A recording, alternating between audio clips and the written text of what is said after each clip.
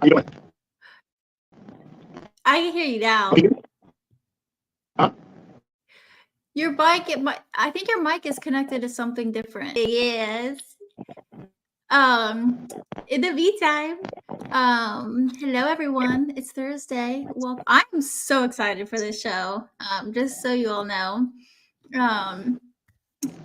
Welcome to, let's see. Oh, he's okay. Welcome to Breaking the Cycle with Dr. Nakumbe and me, Coach K. And today we're talking about change, empty promises to change, and why we don't follow through. And this is the Black Man Unfiltered Network. Let's see, we have Lady Navoa. Hey, girl. Scam. This scam's always causing trouble, I swear. I haven't seen him, though, in a little bit. And Muva. Ready for the show. We're happy for you that you're here. How's it going, Dr. Nakumbe? Fabulous, fabulous, fabulous. I'm excited about today's show as well. Good to see you as always. Likewise. Thank you for sharing the space. Nice tree. I see you back there, tree. My cat. That's the only one I'm putting up because we're just not messing with decorations this year. And my cat, but I can't because my cats will not stop. Right. All right. Yeah, get a little something for our audience and my clients. Very nice, very nice. I don't have the background. I'm gonna be using the board sometimes tonight. Let's go. And I still don't know how to do this on my phone. Like my backgrounds don't show up when I'm on my phone because I don't have my green screen. But anyway, that's neither here or there. I'll figure it out. Let's jump into the show. For those listening tonight, thank you for being here. For those listening on the replay, we hope you enjoy and that you're able to take something away from it. I want to say up front, Coach K, tonight's topic, there will be a couple of times I'm going to get into my theatrics. Now, normally I pause and I talk about trigger alerts. I really want to be authentic and for it to be fluid. So there'll be a couple of times I'm just going to go right into it. Please, ladies and gentlemen, if you're here tonight to talk about broken promises and why we don't keep our promises, and I'm going to talk about 3 different areas: why shame does not work and why it does work. Okay, so why shame does not work and why it does work. The promises that we made to make it work and the promises that were broken, so why it doesn't work.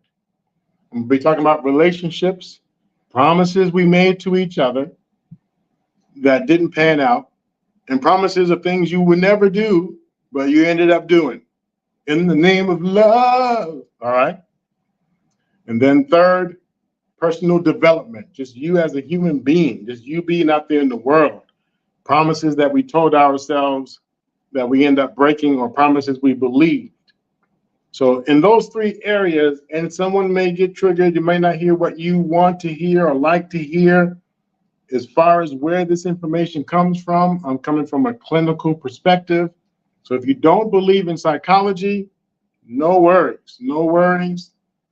But what I'm talking about is clinically sound, evidence-based, all that good stuff from a clinical perspective, just to help put some things into perspective, This is not to say what Coach K and I are saying tonight is the right way and the only way. I want to be that clear. It's not the right way and the only way, but we're going to talk about some realities of the situation. Okay? All right. With that being said, did you have any other things you want to start with? I know you and I didn't prep. I wanted this to be as raw, but I do need your help. All right. So tell me when you're ready, and shout out to everyone who's here already and those who are listening on the replay or those who might pop in while we're going. Because I have all my stuff set up here, books and all kinds of stuff that I'm ready with. I don't have the dual screens. I don't see those who are here. So early in advance, greetings and thank you for being here. All right. Let me get that one photo moment in case you make a screenshot or whatever you say you're going to do. Oh, you messed it up. You messed it up. All right. Lady Navoa, I see you here. Thank you for being here. And then some other names might pop up. If you like this, please hit the like button. Also, please share this with people. I mean, I'm excited to share this with you, and for those who care about it, it'll be worth whatever it's worth to you. I'm going for the platinum tonight. All Here we right, go. no. So, Coach K, I want us to first start. People in the audience can chip in. I want us to first start with, what are some promises that we have made over time, that people have made over time in general? What are some promises that people have made over time? In general, and just in general, anything that you can think of. That they would, gosh, I'm guilty of this, that they would hang out more. They would Yep. call More them, time together. see them. Yeah. Okay. More time together. I would say that's a good general one. Yes. Just kind of people offering more time. Also, the opposite of that is not giving so much time. Would you agree with that? Right? I'm doing too much. I've got to stop. So on one end, we want to give more time. On the other end, we're doing too much. I'm going to make note of that. When it comes to parenting, so you don't have to be a parent to answer this, anyone in the audience or you don't have to be a parent, but what promises have we heard parents make?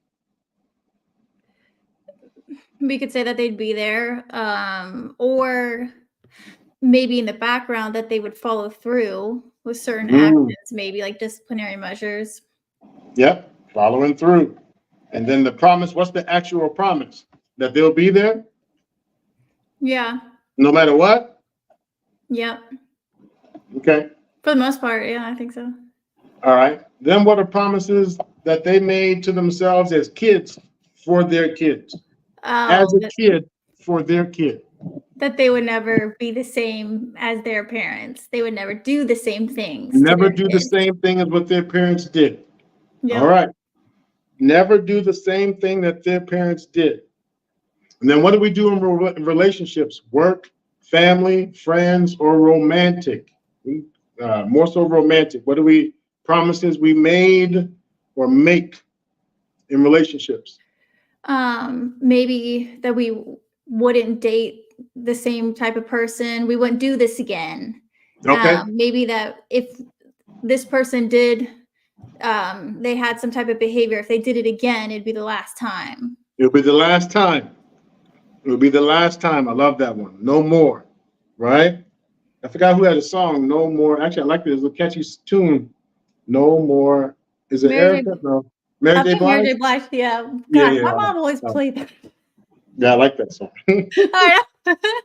No more drama. Yeah. Yeah, no more drama. Yeah. All right. Oh. All right. Another good one is Promise to Love Forever. That's a good one. Promise to love forever and unconditionally. Yep. To love unconditionally. That's a setup if I've ever heard one. Coach K, what was, if in a relationship, what's the worst thing you've ever heard a partner endure? What's the worst thing you've ever heard a partner endure? Like someone was talking to you about a relationship and they told you blah, blah, blah, blah. And girl, you won't believe, or whatever, however they talk to you and you wouldn't believe. What's the worst you've ever heard that someone endured? We could say cheating, physical altercations, to use a proper word for the algorithm. Yeah. Okay, so cheating. Want me to be more specific, or no? Being abused, no. That works. And they promise they won't do it anymore. They won't stay for it anymore, or they try and convince the people that that's what they deserve and that's what should do. Okay. So the shame method. Shame. What do we consider as shame? And I usually ask. I have been asking, what do people mean by shame? Because there's different versions of it. CBN on OGJ's show mentioned a version of shame that had to do with values and the way your family would be seen. Because see, people wouldn't do business with your family if you brought amongst shame to the family. But I said, well, what is shame? I mean, what does that mean? What did you bring? Like, did you bring home a towel that says don't come over? Or what was shame? And so different people have different answers for it. what do you suggest, or what do you hear in the streets, YouTube street? What does shame mean? Um, what's the opposite? Like the opposite of condone, basically to call out, to um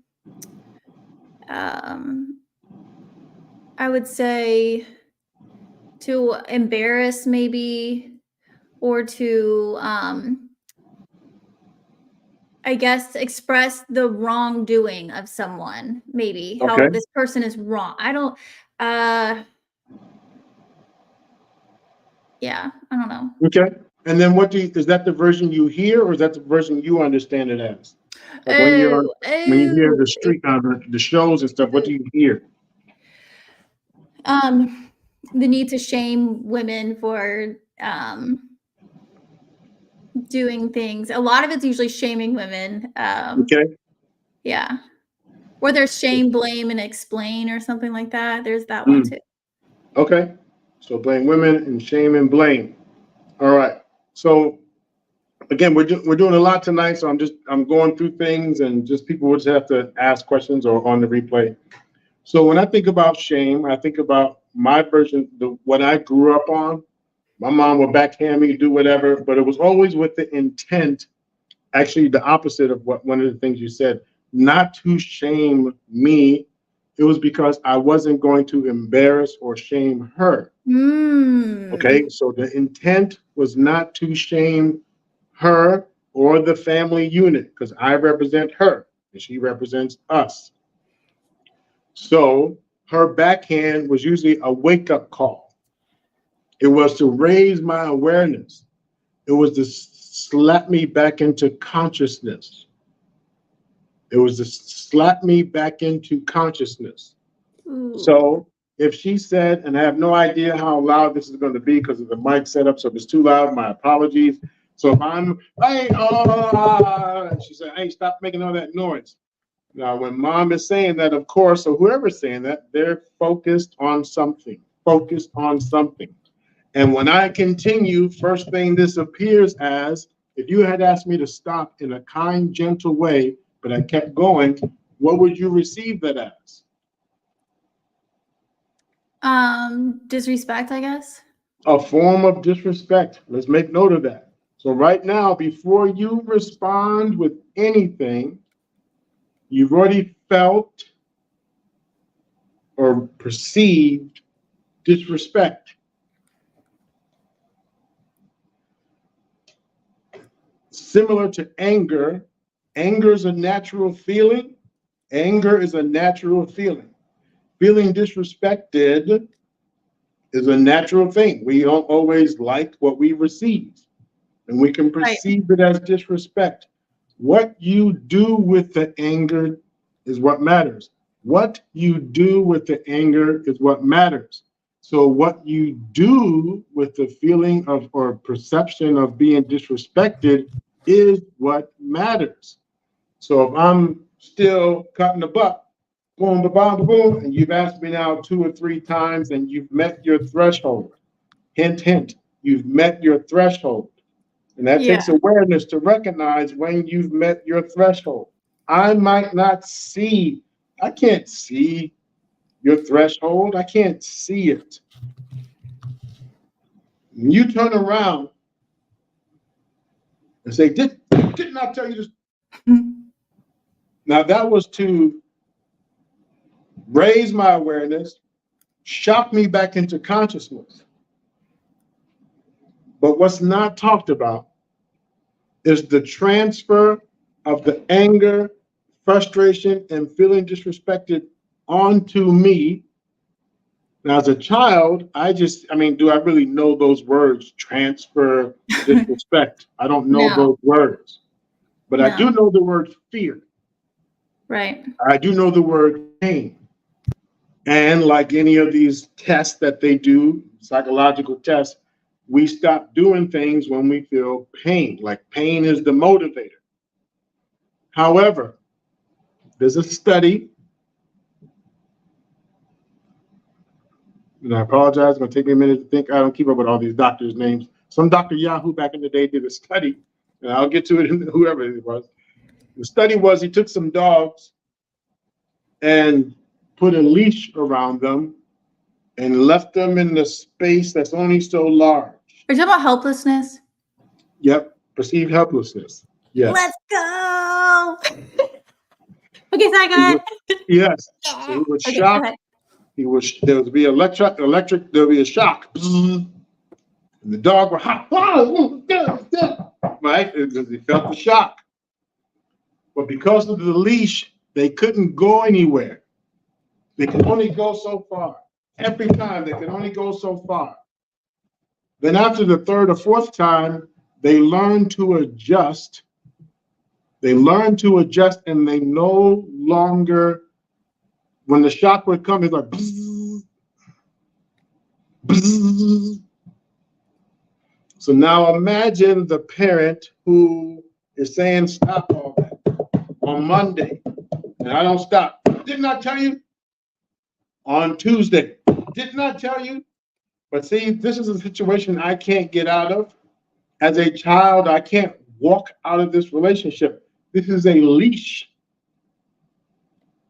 Now, leashes are not all bad things. I mean, I always question when I see a parent with a kid with a leash, but I mean, an invisible leash. I'm the minor. I'm the dependent.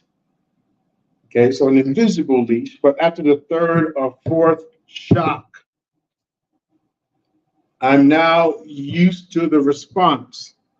So we either give a greater shock,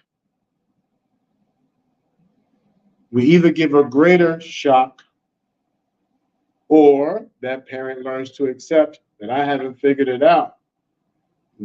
But that's not the norm.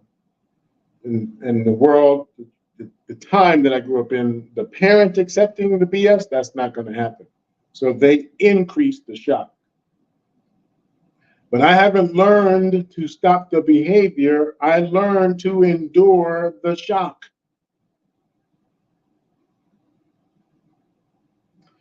Years down the road, I'm out of that situation. Let's give it a number. That level of shock that I'm used to receiving, let's give it a number. Give me a magic number. You know, if we pass the 3, the intensity of the shock, give me a number.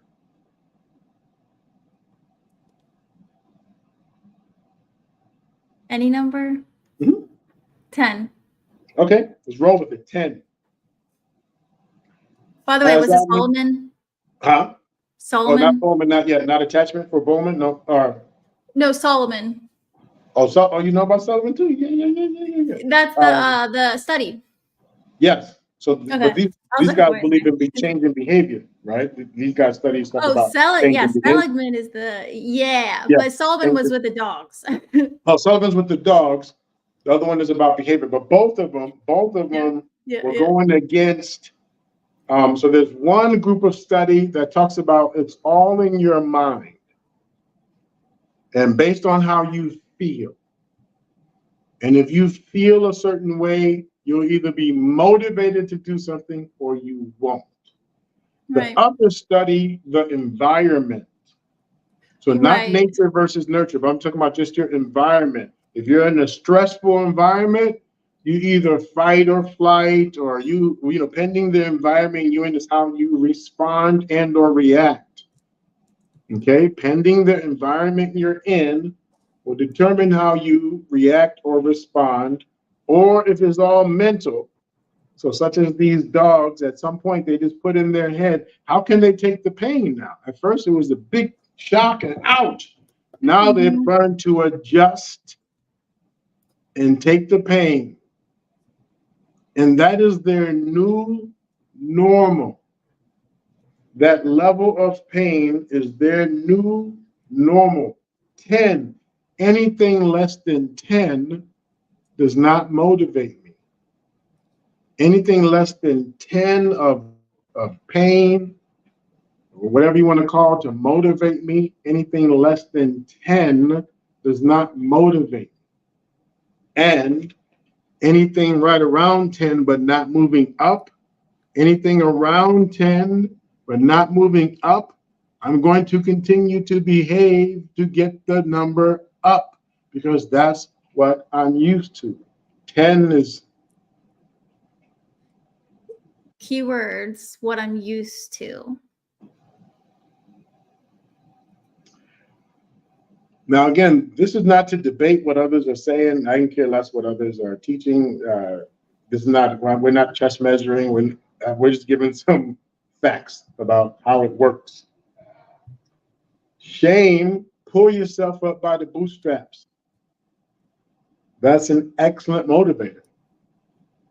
Because the idea is if you've got to the point where you don't know what to do, regardless if you know what to do, you're not doing anything. So get up, move. Now, Coach K, I don't know if you know people who wallow in pain and misery. They wallow in pain and misery. And if they were at a concert or wherever and they got ran over, and they would endure people stepping all over them. And then instead of getting up, they will stay like this. Not literally, but the people who choose to wallow in pain, sympathy,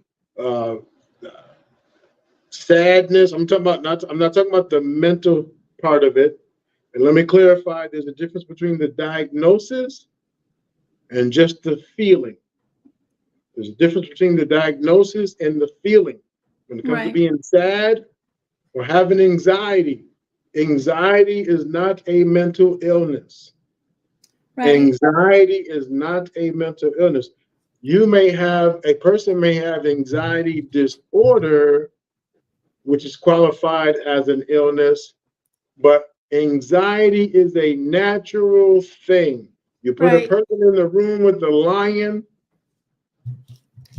and they might poop themselves. You want a heart attack. Yeah. Now, I know some of the psychopaths out there might not. They might go up and pet the lion. I get it.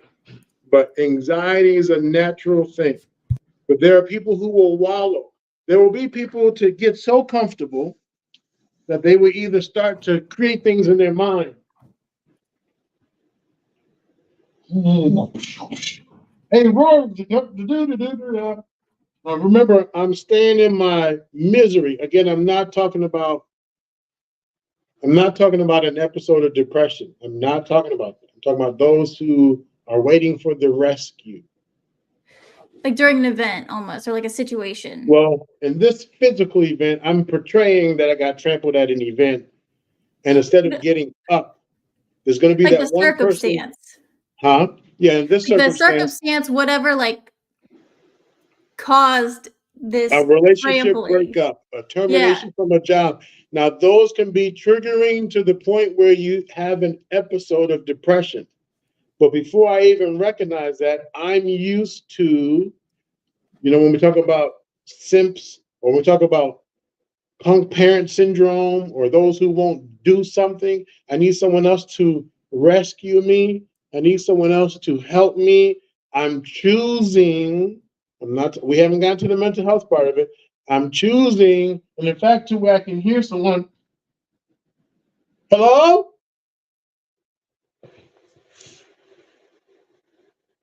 Hello? Now, why am I not getting up? I'm still wanting to be rescued. I'm still wanting to be coddled. I'm still wanting to be all these kind of things that involve someone else coming my direction. My direction. And if these people don't come, I may even go right back to. Will nobody give a damn about me? I know y'all hear me out there. Hello? Motherfuckers, I know they playing this shit. Hey! But now this is when get your punk ass up. This is when that motivator is beneficial. It doesn't have to be curse words. But a first responder coming to this situation, and they're going to do the best they can to get me up. But if you know I'm physically safe and physically well and I'm choosing, hey man, if you don't get your, now a stranger just walked by, hello?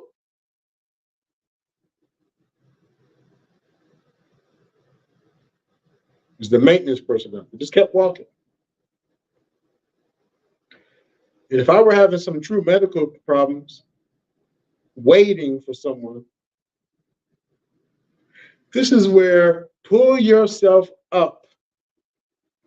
So you have to figure what the situation is where you felt disconnected, not belonging, hurt. This is the feeling. This is the feeling with no evidence. No evidence. No evidence.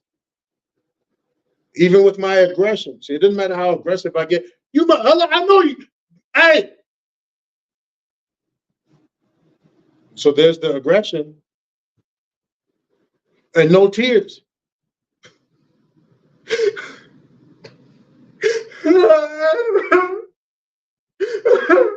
And then now this is not a mock of anyone's crying, but I know of clients, hell, I have family members who really get into the crying business.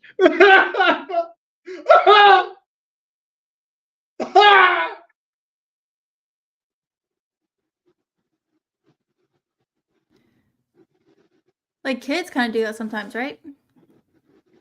Temper tantrum. Now here's the debate about temper tantrums for kids. Do you pick them up or do you let them work it through? Well, yeah. I will say I just learned, and this is with a baby though. Mm-hmm. You know, my nephew is only, I don't know, 4 weeks.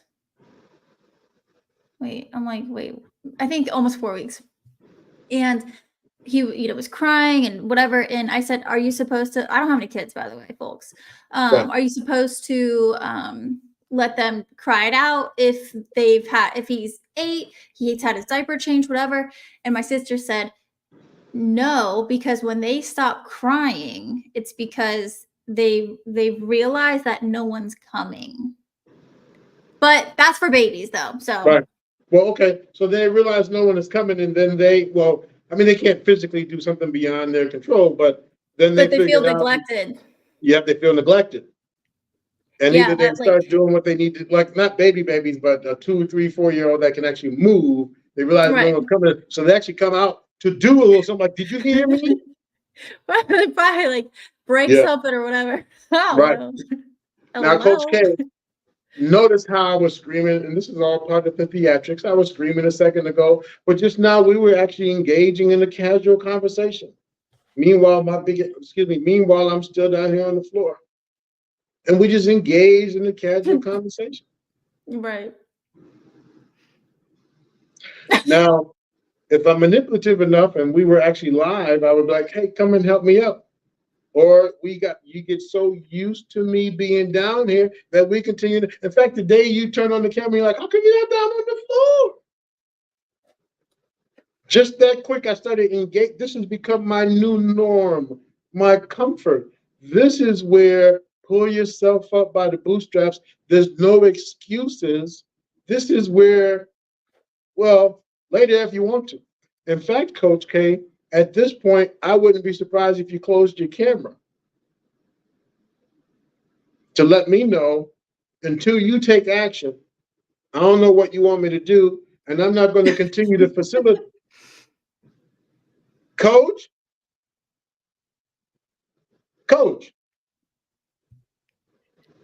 Some time goes by, some times go by. Coach, this thing on? The hell? Notice, I'm at a seated position now. Coach, where's she going? God damn it. I know, hey, if you can hear me, that's fucked up. Now here comes the gaslighting. She ain't even trying to help a motherfucker. She didn't do nothing. And abusive, like I'm aggressive with your mother, she didn't even help. It's the kind ways to, wow, she didn't even help me. Mm-hmm. And now the wait for you to return. Coach? Coach, you there? And for some people, the magic, shit, ain't nobody coming for me. Y'all done left me and shit. I got all my stuff all. She probably gonna remember that. I'm gonna remember that shit too. She gonna need some help one of these times. And now I'm up. How is that? How is that? Now here's the double whammy.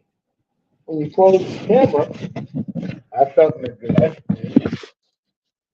I felt abandoned. So why would it take those feelings for me then to get motivated? Remember the dogs.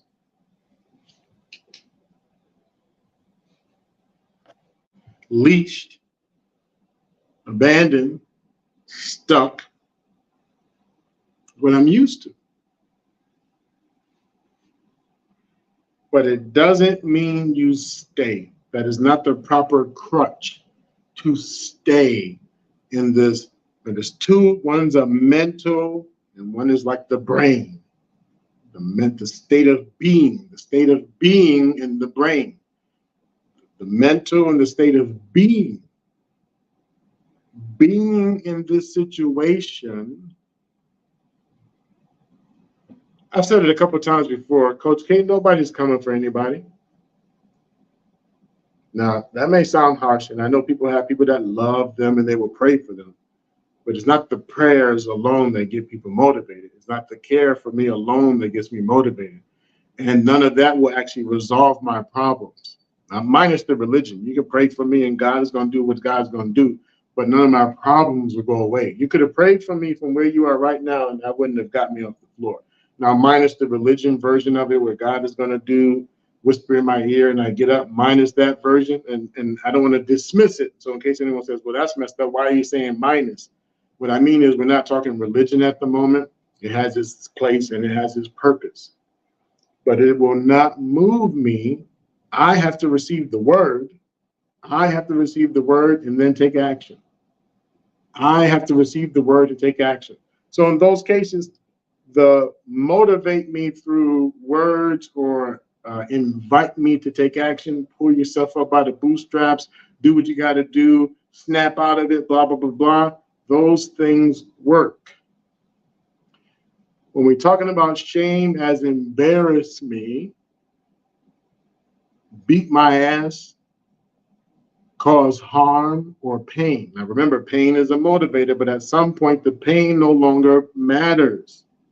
And in fact, you'll get the reverse from me. You won't get me motivated to change.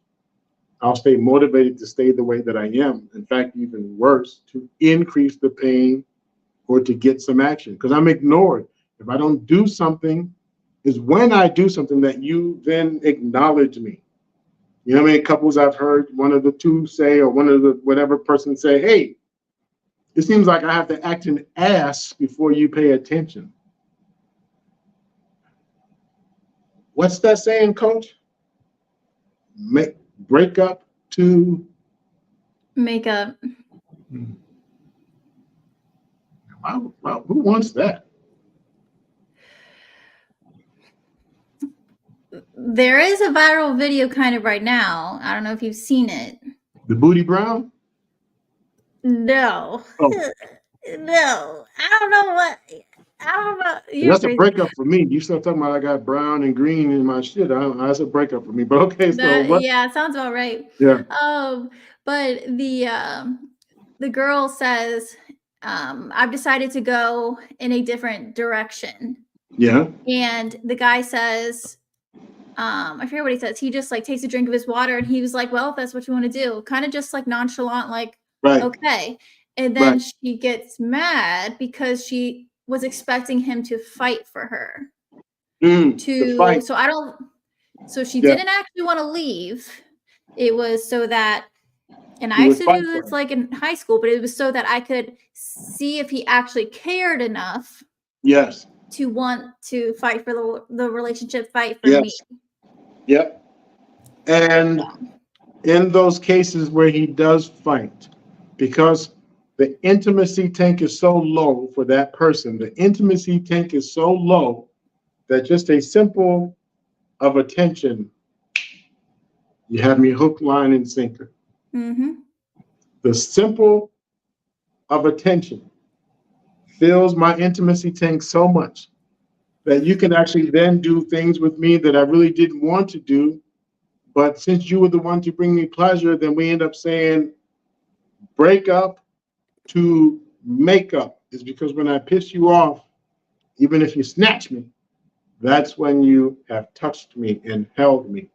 And even if you have rough pleasure with me, it is still touch. And I'll endure the roughness because after that, I might get 10 minutes of being held. I might. And that 10 minutes is like 10 hours in my mind. The 10 minutes of an empty intimacy with a person with an empty intimacy tank, a person who's a brat. What did they master being a brat? What's the payoff? But somewhere in there was a promise that was broken. And I like what you said. I was hoping I like what you said, but then what did you say? She said that she was hoping that he would fight for her. Fight for her. Because the promise as a little girl, in most cases, with the daddy or without, but in most cases, what they're told or what they hear is, you are so beautiful and no one better mess with you. I will kill for you. I will hurt someone because of you. I will do X, Y, and Z. And in most cases, that's spot on. But in the events that I get into, you may not be there. And because I don't put the 2 and 2 together, I may actually feel like you weren't there for me, so you broke your promise. I didn't break my promise. I told your ass not to go over there, but you wanted to be hard-headed and you went over there, so you got what you got. But see, at the time of the promise, it has sounded unconditional. Unconditional. Rewind. No, but you chose, your dumb ass went over there, and that's why I told you not to go. Oh, so because I didn't listen, there's the condition. I didn't listen, so you actually didn't protect me. Or I couldn't, I wasn't there. But because I didn't listen, listening is a condition. If it was unconditional, then that voids out me saying, you saying I didn't listen. If we grow up in the school and we see parents come on parent night, but our parent is not there, someone is lying to me. And if you have a parent that says over and over and over, I'm gonna take a day off of work, I'm gonna be there one of these days, and they don't show up, that is a broken promise. And the impact of that broken promise, usually starts with the promise for a promise. See, if I have kids, I'm going to be there for them. Mm-hmm. If I have kids, I'm going to be there for them. Or I'm not having kids. Right. I'm going to be honest. I can't guarantee that I can be there for them for a couple of reasons. I didn't have the model. No one was there for me. I better not have any kids. Or I am going to have kids and I'm going to be there for them. But see, at the time I'm saying this, I don't have any bills to pay. I don't have any lights to keep on, no food to put on the table. It just magically shows up. And even if you have parents say, you better turn the lights off, that con head, we're going to get it cut off one of these times, you're not going to have any lights. But I can't remember a day we didn't have any lights. Because that parent sacrificed to make it happen. Now, if I grow up making that promise without knowing what comes with it, the work schedule, the money, to live the lifestyle that I want,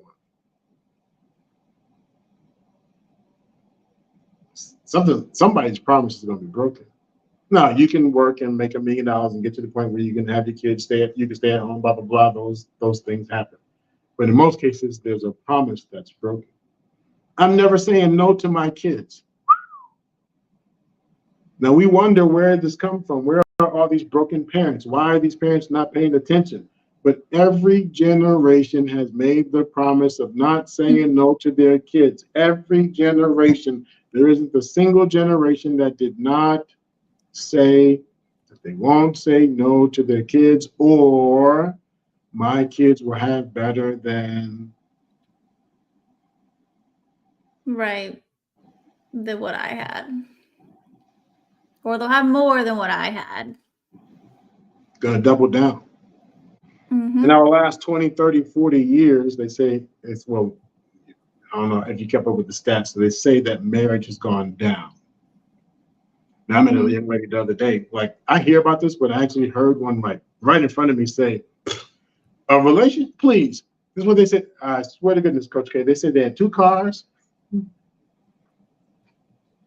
the reason I laugh is because I remember saying stuff like that. Like they had 2 cars, a 3-story house. I'm like, what? Who? Your man? What man?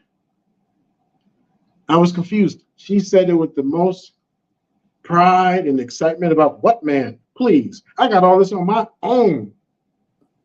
Oh, I had not like actually heard someone so proud to not have a relationship. And then I noticed, see, I do research. I mean, I know you know this, but a lot of stuff is about asking questions and finding the evidence. Okay. And that's why I don't really pick sides, because what does the evidence show me is the side. But then when I think about why is that evidence there, what's the back to it, what's the backbone to it, what's the backstory to it, that might actually change another side. Everything has 2 sides. Even every relationship, no one's 100% correct. There's 2 sides to everything. Right. So I don't normally pick sides. So when I'm listening to her, it's like, well, there's a reason she's not. Before I buy into that, like, what's the reason? But I start noticing that the ones who are so happy not to be in a relationship because they came out of a rough relationship, they're basing the rest of their time on a negative experience.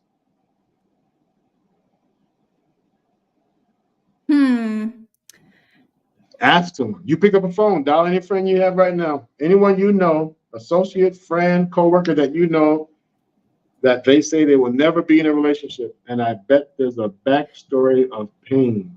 The reasoning for it. Even if they say I never been in a relationship, but I saw what my mama went through. I saw what my mama went through. I saw the pain. Every person I've talked to that talks about they'll never, never, ever forget marriage, forget a relationship, why do it, comes from a story of pain. Yeah. Or like money, like your career. You know, I don't want to have to rely on a man or vice versa. I don't want a woman, even if they've never seen it, but I don't want a woman to take everything that I earned. Right. And that's too much pain. I don't want to have to go through that pain, that anger, that frustration, right? I don't want. So then I was wondering the same for people who want relationships. Do they want pain? Who? Huh. But every person, so the queen makers and what does BMU say? The Dick Ronnie, whatever Ronnie. All of the Pookies and all, they all come from a position of an experience that they had that caused some discomfort, and it went against the promise of happiness till death do us part. The promise is, but no, there wasn't the promise of happiness. The promise of together forever. I accept you for who you are. Not even in marriage, just a relationship. Coach K, I accept you for who you are. Boom. But then if I get sick, well, I didn't know that part about you, and I don't accept that. I refuse to deal with that. Then you don't accept me for who I am. You later find out I have mental illness. You didn't sign up for that, then you didn't accept me for who I am. When the promise is now broken because I thought you would be here for me, and now you're finding a reason to exit.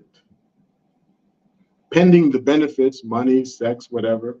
They may not leave, but they're not offering anything that they promised to have in this relationship.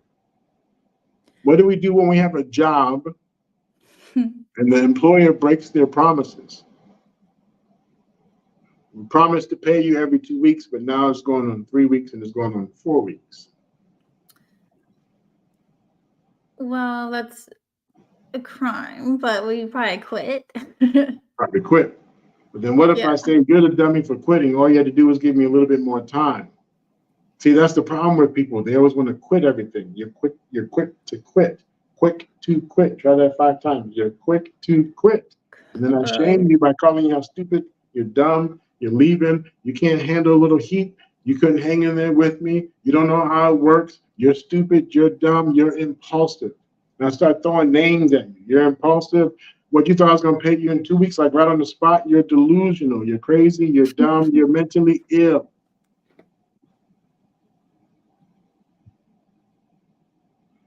But let's look at the root again of the promise that was broken that led me to being mentally ill and delusional, because that's a real term, that's a real word, and some people do operate out of delusion. But a clinical fact, the last thing I want to say to my client that's delusional, you are delusional. Right. That is a clinical fact. So you know those who want to dispute it, they're going to say fuck clinical and fuck facts. Right. The last thing, those who are listening, call an emergency or call a mental health clinic right now and ask them, hey, what's the first and last, or what's the very last thing you should say to someone who's delusional? And why that is you're that? fucking delusional. That doesn't help. That means nothing to a person who's delusional. Nothing.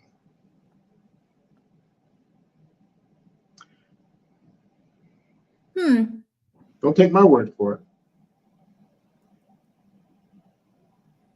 You have a local emergency number there? Mm-hmm. You have a local like hospital or something, ER there? Yeah. You do? What's the number? I'll call one that's not in. I'll just call one randomly. But I don't want someone to think I pre-planned this. So give me anyone in the chat. Well, I can't see the chat. Wait. Someone tell me any state or city. I'm gonna call your local emergency number and see what they say. Oh. I'll wait for the number. Like 911 type of thing? Well, no, a local hospital. I'm gonna like that a mental psych ward and say, hey, my cousin's over here acting delusional. What should I say to them? They're gonna ask me, what are they doing? What are they doing? I bet my Bears tickets, if they're a mental health professional, they're going to say, well, don't tell them that they're delusional. Now, I get the point of reference. I get the verbiage, but sometimes I don't understand all the energy, the vigor that comes with trying to. This most recent guy, and I can't think of his name, who we had as the thumbnail on the last show. Hannon,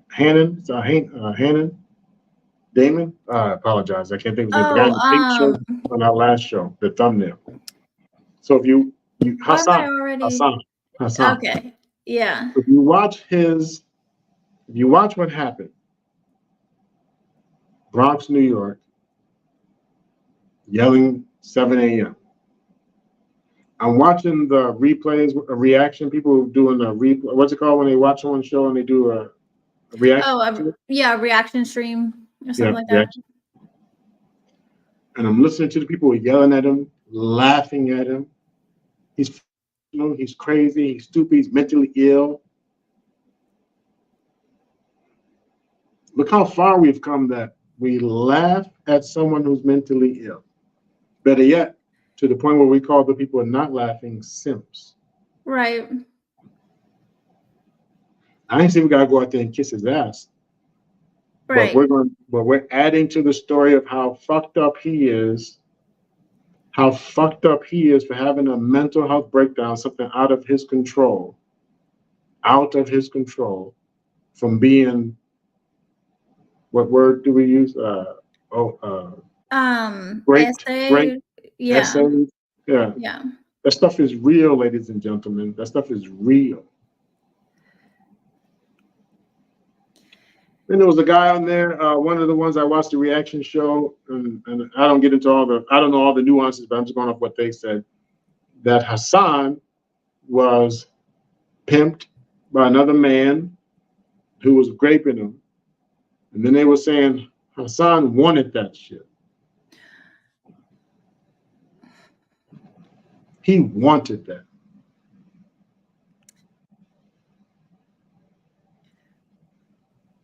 I'm not talking about a grown man, Hassan. I'm not talking about a grown man. I'm talking about a child, a young preteen wanted to be great.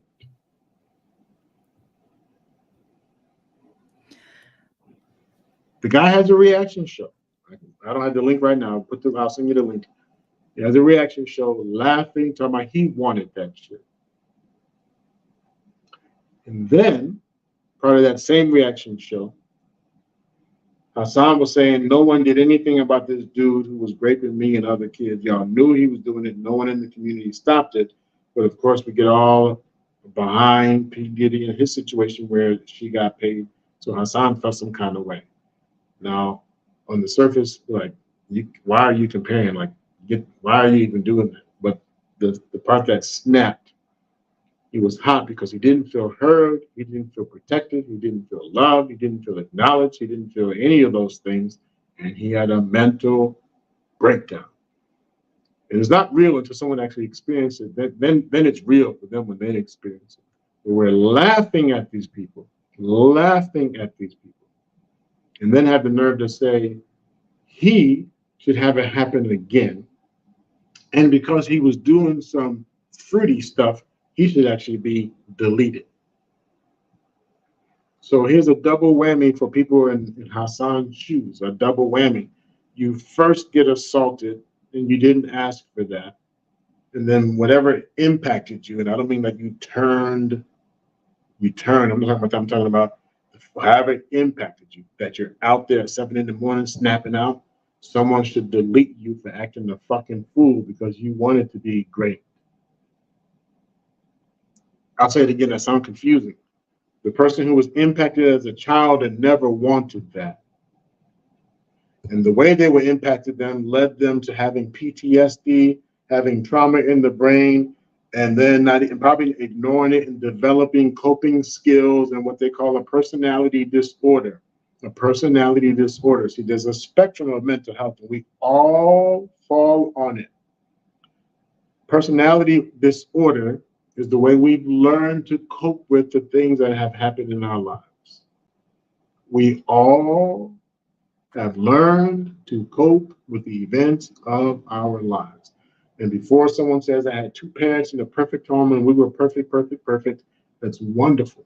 It only takes a nanosecond for something to creep in about you feeling neglected and blah, blah, blah, blah. And for those who say, now I make my own millions of dollars and I'm tough and I don't live off of that and I don't live by that and I don't live by that. You do live by that, and that's why you pulled yourself up by the bootstraps, and that's why you go and make your $1 million, so you don't continue to be that X, Y, and Z, but that is still a form of responding to the way you were impacted. You think abandonment only is a special kind of abandonment for one person and a different type of abandonment for another? Abandonment is abandonment. What you decide to do with it, you might get strong, but it wasn't that you just woke up one day and just was magically strong. People will try and convince you, but that's not how it works. There's a motivator behind it.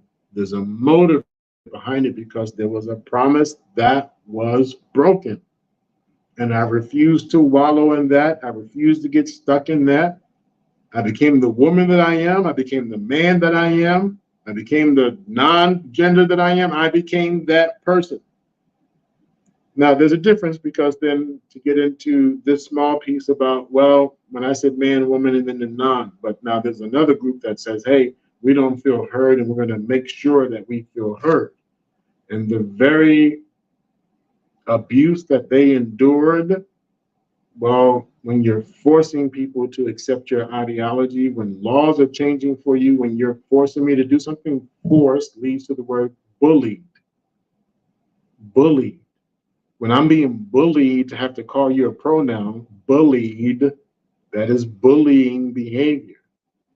If you tell me I have to unlearn what I've learned for 40 years, that I'm responsible to unlearn, is the same as me walking up to you saying, when you walk down this motherfucking block, you go that way. You don't walk down. Well, find a new address. Find a new way to go that is equal.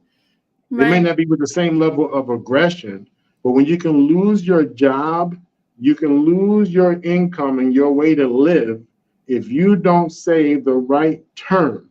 When it gets to that point, that my livelihood can be taken away because you wanted to feel heard and I am forced. Now, I know that's another whole debate, another whole conversation, but I just want to say that also is a broken promise. That person at one point was told, believed they will be loved. And when they said, I believe I am this and I am that, and they didn't feel heard, some have gone to an extreme to feel heard, to where there's no return, and some got locked into the pit of fucked. But we're equal across the board on that. And the people who are fucked over here, the postal person going to handle business at the post office. Which group is better? The post office people or this group over here? You're going to hear me today. You're going to hear me today. Both going off of a promise that was broken, going off a perception or a belief. And then we've gotten into and again, slow me down, Coach K, because I'm doing a lot, saying a lot, and I'm not going as fast, but I am moving us along in the scenarios. Yeah, you're good. We're at the point now where if someone attempts to hold you accountable, not you, if someone attempts to hold someone accountable, the one who's attempting to hold someone accountable is the bad person. The one attempting to hold the other person accountable is the bad person. I invite people to watch themselves. Now, before the YouTube streets, I wasn't saying like watch the replay, but I would say ask your friends, ask 50 people you know. Do you even have 50 friends? Ask 10 of your associates. Ask them how they receive you. Call an ex-girlfriend or boyfriend and ask them, how did they receive you? How did they experience you? If they feel safe enough to tell you, ask them, how did you experience me? I've asked that before, Coach. Yeah. I've asked that. And the answers are like, whoa. Some answers are like, I was talking to one of my exes who told me, I was talking about this patriarchal system. Yeah. And she said, yeah, I've always felt that way. That's why you and I didn't get along. Oh. No. Say that again? Did you? Well, I watched my dad be mean to my mom, and I hated that forever. Your dad grew up when? He grew up in the 30s, 40s, and 50s. He went to the Navy, came back and married her. They were high school sweethearts, but he's always been mean to her. He became an alcoholic. So you believe that men are destroying the system because of what you saw your dad do. And this particular ex actually called her a bully one time. I said, man, you're a big bully. I was watching her operate with some other folks. I said, you wouldn't have been able to pull that shit to me. Oh, yeah, I don't, da, da, da, da, da. I said, you're a big bully. And that was decades ago. But really, though. But yeah, but a couple weeks ago we were talking. I said, wow, hold on. It just dawned on me. You were a bully then because you were determined to make sure people had all these equal rights and da da da da da da da da. And so now you are a big believer of what's going on. Men should be removed. Men should be removed because, well, I was promised, my mom was promised all this wonderful care. Pause.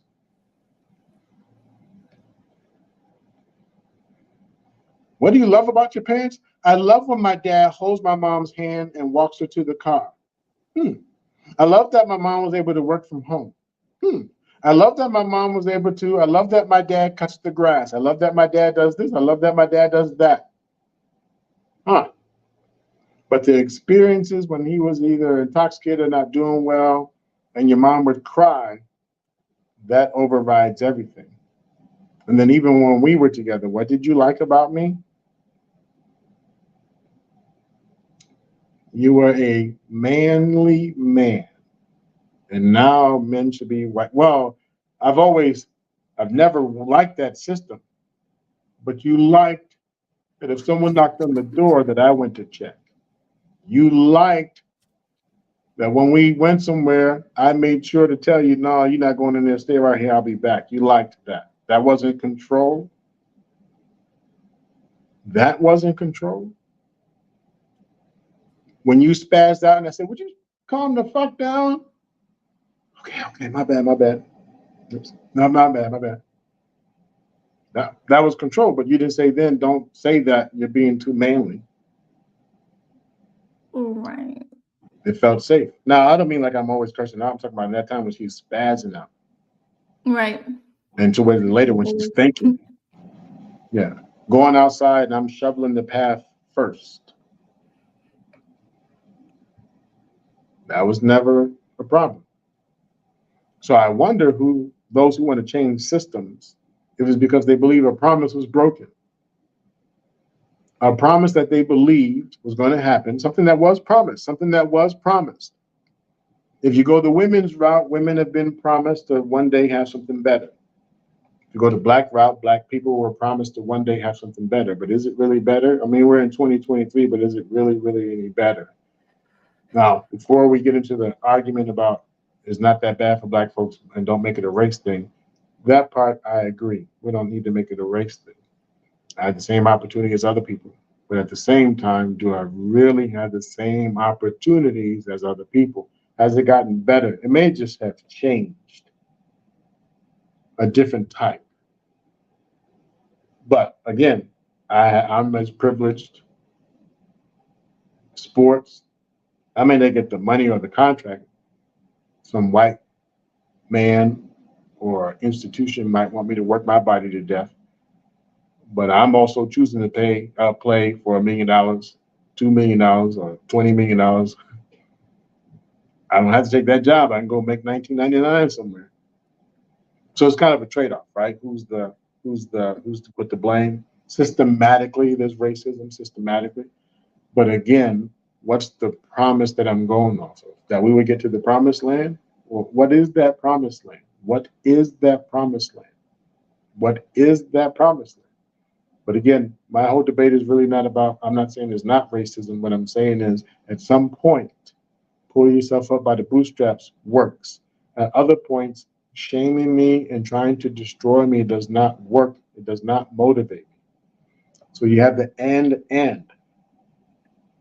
There are people who they say, yes, if you whack them when I said, shut the fuck up, da.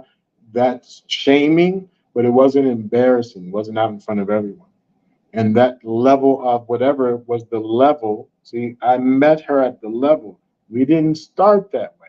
There's a difference. People say, oh, maybe you damaged her.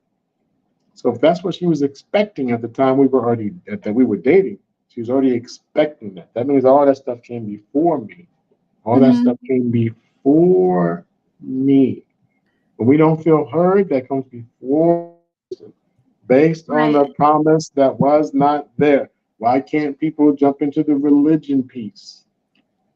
For those who can't jump into the faith and religions because they believe that a promise was broken to them. If you believe in God, and I heard a few different versions. I heard the version that says, my whole life has been laid out before me, so I already have all the answers. I need to just go do.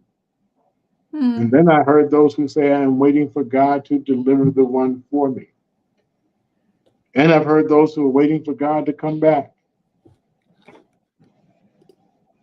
Now, so far, my parents have said he's not come back. My grandparents, he didn't come back. Great-grandparents didn't come back. And I get it. Again, I'm not here to debate religion. Just keep waiting. He'll be here. But those who are waiting, I want you to understand, so far, 200 years have gone by. 400 years have gone by. They're not here quite yet. But again, I'm not too religious, so who knows? Maybe he is here. I don't know. But every once in a while, I hear 2012, he's coming back. 2020, he's coming back. Certain different year things coming back. The stars are going to align. He's going to be here. I was asking a coworker one time, if she were around back then and Jesus said he was Jesus, would you have believed him or would you have been one of the non-believers? She said, no, I'd have believed him. You want to choose the right path? I would have believed him. I said, would you have gone to the crucifixion? She said, I would have had to be there. I don't know what I could have done, but I would have been there. It's okay. And this is a true story. In the hospital, I picked up the chart and I said, oh, if Jesus came back now, would you believe him? Absolutely. So if someone came back and said they were Jesus, yes. So that chart, this person was in the mental health unit because he was outside. I'm not lying. I'm not making this up. He was outside nude, but it wasn't fentanyl, it was meth back then. This was a few years ago. Right. Running around nude and saying he was Jesus and here to help and heal people. So I gave her the chart and I said, I want you to go see this guy. My first word was like, get the hell out. Get the hell. You just told me. Now I get it. What am I insulting Jesus? I mean, you're saying this guy's on meth and he's out there and his name is Jesus. I said there's a guy out there named Jesus who you should go see him. And right away she said, no, I'm not going to see no one. And then I gave her the chart and said, there's a guy named Jesus out there, go see him. So on one hand, when it works for people, they either get into the religion, but they're going off of a promise or hope or delivery. A promise, hope, delivery, savior. Right. Some people go off because they feel it and they're living it and they're connected to spiritual being. But again, what's the payoff? What is the payoff? And the payoff is usually a promise right. Of some kind, a delivery of some kind. Right. And the non-believers are the ones who don't see the delivery, who don't feel the promise. Now, of course, I just can't go to my God and say, hey, you didn't keep your word. But pending how you read your writings and your scriptures and whatever faith you believe in, pending how you read it, pending how you receive it, you just might actually say, no, it's here. I have to do it now. Well, then that's not a promise. The promise has already been delivered. The offering has already been delivered. And now I know it is my responsibility.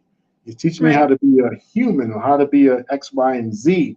Not waiting for a promise or delivery, then becoming disgruntled, becoming angry and bitter and hurt and disappointed, and then rejecting and isolating. That does happen. I said a lot. Let me let you cook too. People come here to see you as well. Keep going. No, keep going. But keep going. That does happen though. Yeah, because then I want to get into how we do change. A perspective, one single perspective on how we change from a clinical perspective. All right, so there's have to be, and the people who don't believe in psychology in the clinical way, that's cool. By chance, Coach K, do you know how much money goes into the psychology business or industry? Not the medicine part, because we already know how pharmaceuticals are. The research part and like the anything, research. Because we're in a cancel society, and do you as many stories and truths that have come out about Freud? Why isn't he canceled? Why isn't the psychology canceled? Why isn't the Pavlov's dog ding-a-ling-ling-ling-ling? We get used to something. Why is that not canceled? Why is Dr. Young of the schema therapy, why are they not canceled? If psychology is a fluke, if Was research is a fluke, why isn't it canceled? Why do we still have hospitals, mental health institutions? Now I know they make money, minus the money. That's kind of a like minus the money. But we understand that piece, but let's be charitable here. Let's all, yeah, right, I understand exactly what you're yeah, saying. Yeah. because there are billionaires being canceled, there are millionaires being canceled. So why don't we just cancel some of these uh, things like psychology if it's such a fluke? If it's such a fluke, if research is no such thing as research, okay, Probably because you would have the burden of proof on you to say that it's not real or to cancel someone. Now I think the science community, especially the APA and such, they do kind of over the last what 6 years or so has definitely gotten into that cancellation kind of stuff, but yeah, a lot, and even in um, Martin Seligman's book about how he came to adopt learning optimism, a lot of those the original, I guess, psychologists, they laid the foundation, and then someone discovered that actually wasn't this, it was actually something else, but it was mhm, all a part of that journey, I guess, to yeah, where we are today. yes, um it's all continued growth on top of my research is on top of your research. My right, findings is on top. I wouldn't have had my findings if right. you wouldn't have Isn't had your that what findings. science is Yeah. proving things, like trying to find, like to prove things wrong or something, like isn't that the purpose, Well, I want or to to be find the wrong, I phenomenon guess? in it. Yeah, I want to find the phenomenon. Right. I don't know a single person who can make see that background we have that water. Yeah. I don't know a single person on these YouTube streets that can make water. Not Coca-Cola water, not smart water, and not machine water.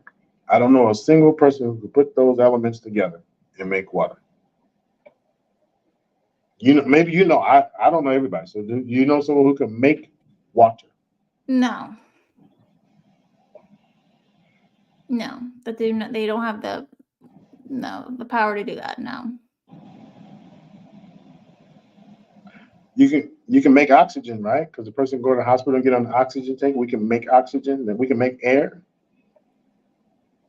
That's interesting. I don't know anyone who can make water. I don't know the process of that actually, but I yeah. mean, think about that. Yeah, guys, they're like, huh? Oh, like now I'm Air? curious. That's the shit that I'm gonna Google because I'm like, Yeah, I've never thought about that. But yeah, no, you can't. yeah. Well, Michael Jackson, he didn't get a chance, but he was gonna, if he built it or was gonna use it, a time machine, right? I Yeah, don't know it. Do you know anyone 200 years old? no, that's time, I don't space, know. and matter type thing. Yeah, yeah. Now, yeah, and that's even a realm I shouldn't even get into because if you move the spirit could be a million years old. There's old souls, and I don't know that. All I know is, but then I was just like I'm about to defeat my own argument. There are some people. I There are like some this kind people. of Yeah, stuff yeah, though. yeah. I try and be honest. I try and be. I am honest, and so I try and be transparent. Try and be. There are elements and realms out there that are beyond my. I For mean, sure. so that's probably an argument I don't want to have about Right. how long life goes on. Life, this Right. physical thing right here, this comes to a stop, a Right. pause. Mm-hmm. If any of you seen a dead person, they don't move, they're cold, they're frozen.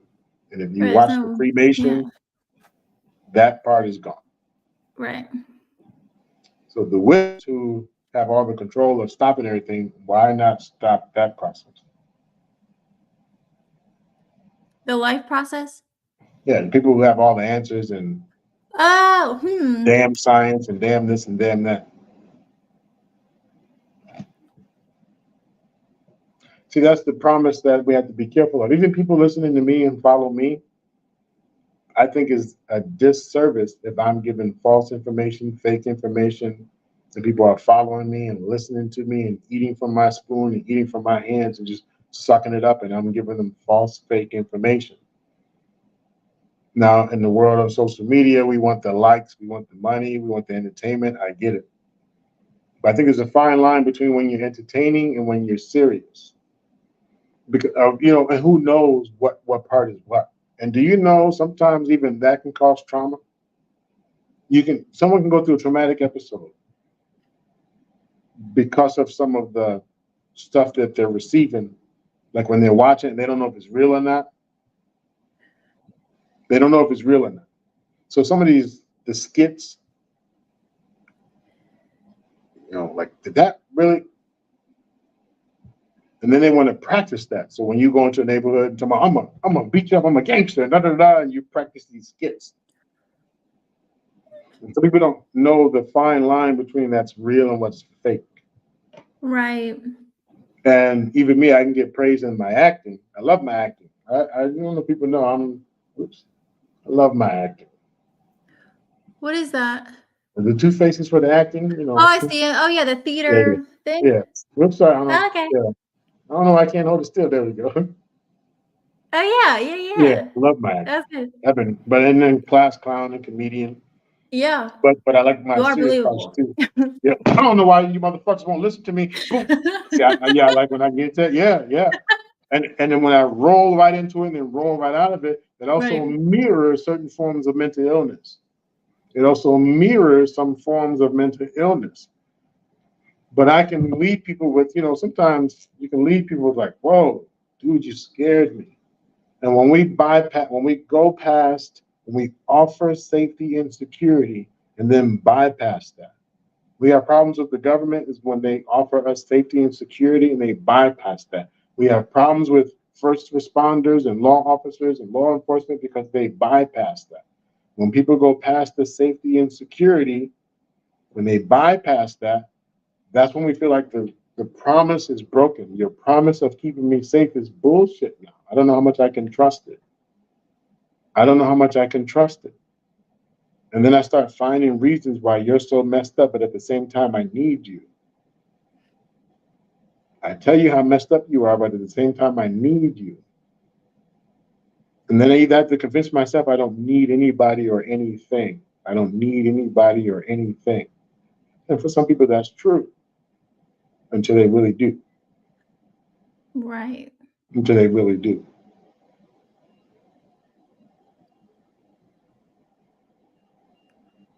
Relationships, romantic. I'm going to talk a little sexual here for a moment because that's usually what's the driver of some of this. Safety, security, through sex, through a sense of belonging, touch, feel good, feel good, feel good. Why would a person let someone bust up in them? Why would someone let them bust up in them?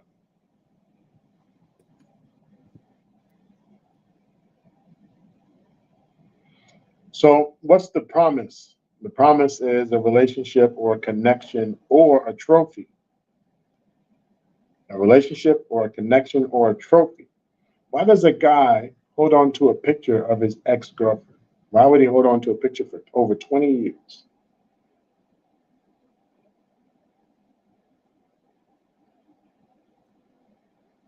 And when he gets the girlfriend, like, why you still have that? It's just picture, or video, and what? Oh my God, are you still bleeping her? And why are you still holding on to that? Why would a person hold on to a picture for over 20, 30 years of a nipple? I don't know. Is it for attention or what? Or because it happened? It's a trophy. It's a A reward? psychological trophy. For some. If pending my self-worth and self-esteem and all that, and I get whoever the finest woman is out there right now, T-Boz, I take her picture with me to my grave. T-Boz, she don't have to be naked. I just take a picture of T-Boz with me. Alicia Keys, she's going right here. I don't care what nobody says. Done. Yeah, Alicia Keys, T-Boz from back in the day. That's a trophy. Right. The fact that you did something for me. If you did something sexual and you let me take a picture, the trust, the power, the control. The female herself is not the trophy. This time we won, I won. This represents the trophy, the picture, the video, the whatever, that's the trophy. Now I can tell the person, you better not keep anything of me and you better delete it. You better delete it. Well, how come you don't delete what you have? Uh, it's more than just the video. It's more than, well, you can just keep it in your mind. But this is the trophy. And I don't even see her. I don't even know anymore. We didn't throw it away. But it's the trophy. Why would a woman, why would a woman hold, the guys do it too. In fact, I have some letters. Why would a woman hold on to a letter that her boyfriend wrote her decades ago?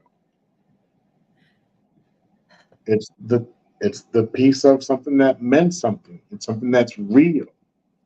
Something that meant something. And I know some people throw stuff away. Right. Like immediately. Yeah. That's like Immediately the other side of they the want to coin. disconnect. Yeah, I say they have attachment issues. That's just me. They have attachment issues. It's easier just to let it go, just to let it go. Mm-hmm. Some do that and then they regret it later. Maybe your woman Yeah. built one of those books where she keeps everything in it and keeps all the receipts Yeah. and all those times. And then one day you get mad at her, you just cut the whole thing up and burn it. Oh yeah. Like when me and my husband, we broke up for 6 months at the very beginning of our relationship. And I deleted some pictures and I'm like, damn, no, I'll never have that. I'll never have that shit. Yeah, Because I'm one of those. I get rid of it. I'm like, "Ooh, you're done," as if that's going to take away the discomfort or the pain of the loss or whatever. It doesn't, but yeah. Now the I'm the same opposite. thing. I have letters from decades ago that I don't even read. Like I mean, they're just there. Um, You have your but trophies from when you played sports too?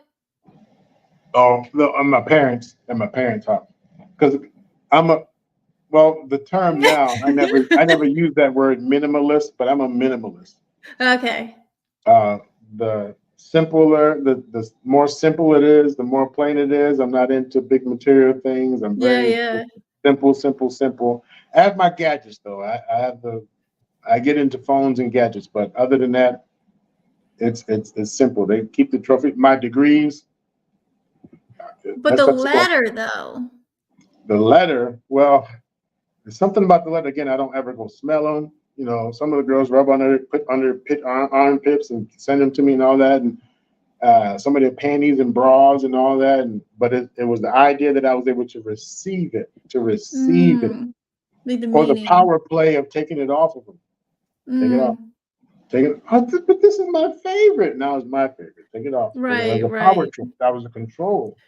But in the love part of it, what we thought was love, it was her saying, I trust you. It Right. was her saying, I give you something of mine of value, not just her physical body. I'm giving you something of value. If you hand wrote me a letter, Hmm. like in the last few years when all you had to do was text, if you Right. hand wrote, or when I hand write a letter and they're like, why'd you? And I dated some females not too long ago. They didn't even know what a mailbox was. Wait, They didn't know. what? They didn't know what a postal letter was. What's your address? For what? What's your address? My email? What's You're joking. No, I'm not joking. I'm not joking. And no, they weren't young. I'm talking about like They in have their 30s. Amazon? Like, They had all those things, but what's your physical address? But they didn't think of the two and two like someone's gonna write a letter or a postcard. um, I still have the app. I have an app where you can take pictures and then mail it, like turn it into a postcard. I yeah, used to that's use that thing all cool. the time. I go out of town anywhere, and I was always sending souvenirs or sending postcards. And now, I mean, Yeah, I don't know if this app's still even in business. People don't write. Like, people don't, see if I that's still have. cool though. I like receiving little, like, even Christmas cards and stuff like that. I Yeah, like receiving invitations I because it does don't get have no missed. anymore. Wow. It was telling something. Tell her, but anyway, you take pictures and you can send it whatever, like a postcard. But now you're a simp if you do that. You're a simp if you do that. I don't know how we changing things, but now you're a simp if you do something to take care of your woman. You are a simp if Literally. you. And when I ask people, I'm like, "What do you mean by simp?" And they say it so convincingly. This bitch ass is a simp. But really what I think is when they're saying that, there was a promise that was broken. I've heard Mandrell say this before on his show about, no, people don't want relationships. That's bullshit because you give them what they were asking for and then they mess it up. Like they don't want it. You give them what they're asking for, but what we don't, well, the part that's not spoken about is the broken promise or the untold truths. They didn't tell you that they suffer from inadequacy, so therefore it's never enough. It's always one thing after another, one thing after another, one thing after another. It's never enough. They didn't break the promise. We believed. See, we put the ceiling. We're talking about moving the goalpost. If I put the ceiling there, if I put the goalpost there, that's my own. That's me thinking that's where we capped it off. Right. So when she wants more, and I'm like, damn, and she's like, okay, because you didn't seem to have that response when you asked me to lick from one end to the other end. You didn't say, stop, here's the stopping point. You let me go ahead and lick it all. So, just an example, Your right? face So, is funny. well, we didn't stop that. Right. Now, there's some people who like don't know that, no, hey, I don't get down with that. But because the perception that I might like it, and only people who like it are only these type of people. And then the promise I made to myself that I would never let someone do that, but now I like it. It's like, damn it, I broke the promise to myself. And now I'm dumb, I'm stupid, or you tried to get me. You Right. tried to get me. And the first time you felt something, you're like, come on, stop. And then, like, it could be a week later, a month later, like, damn, why'd you? Because you liked when they blew in your ear, or when they, in your ear, like, Yeah, stop, yeah. you're nasty. Why did you? And then a week later, do that thing with you, do it again. Right. Right, right. Right? But instead of saying I like it, we say stuff like, you got me all fucked up now. God damn, that's some nasty shit. I'm gonna let you even do no shit like that. But I mean, like, do it right, just do it again right there. You got me fucked up. Mm-hmm. Why you nasty, man? You're nasty. You're nasty. Go on and lick it a little bit, kid. All right.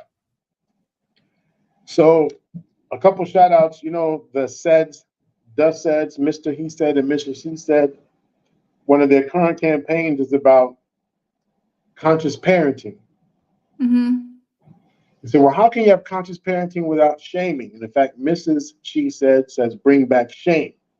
Mm-hmm. Now, one of the things I wanted to say about that is there is the word shame that also means responsibility and accountability.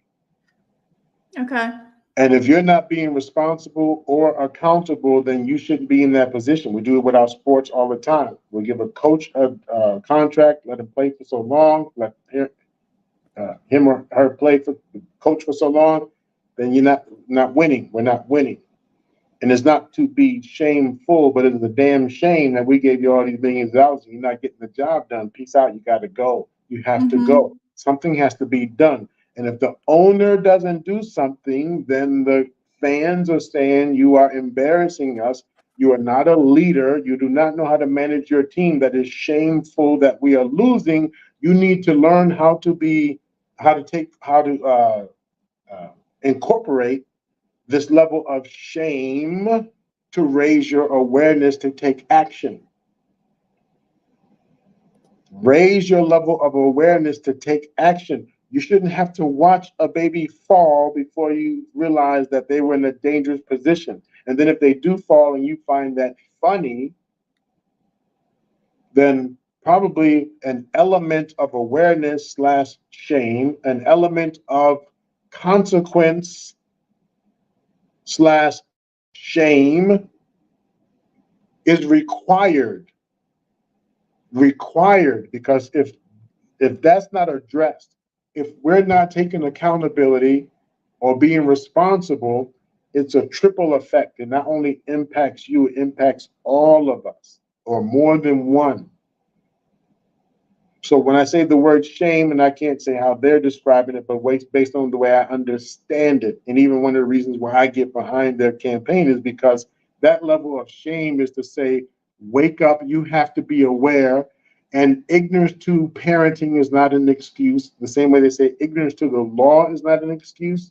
And that is shameful. It is disappointing, it's disheartening, it's just plain fucked up that you don't know how to. Now, here's the challenge, coach. Who really knows how to if the goalpost keeps moving? So that's one thought right there. Who really knows how to if the goalpost keeps moving? When I played football, North High School,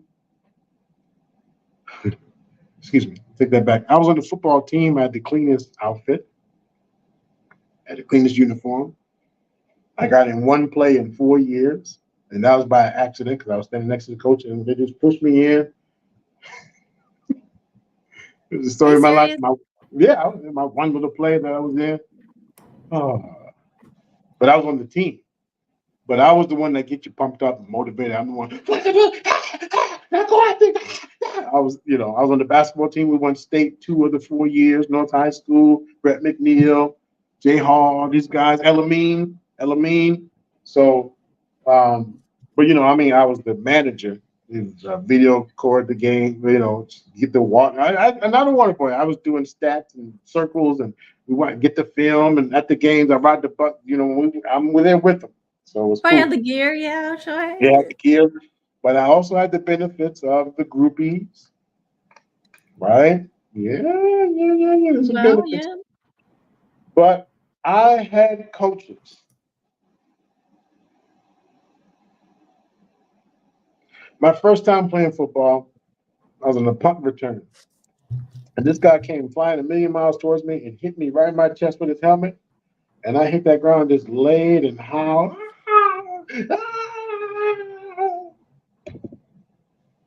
No one helped me up. And when I told him because my chest hurt, way wrong answer. I ain't complaining about the chest hurt after that.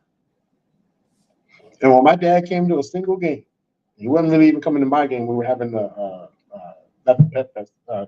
what's it called? Your first game, your first homecoming. Oh, okay, yeah. Yeah, he came to the homecoming event. And he already knew I didn't play, but he knew I was on the team. And when my coach told him, your son acts like a little pussy.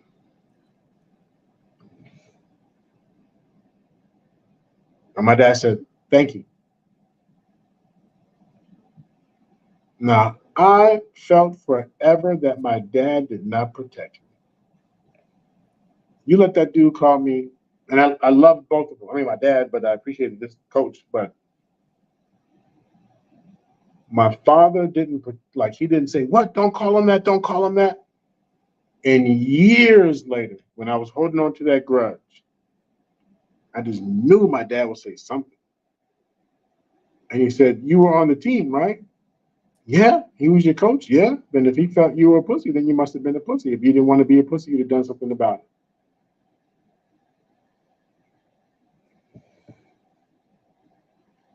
Huh?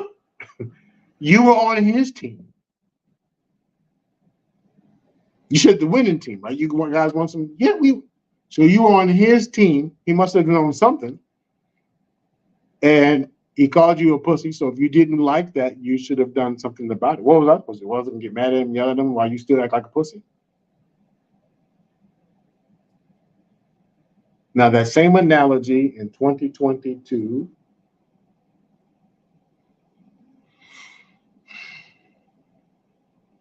The coach is fired.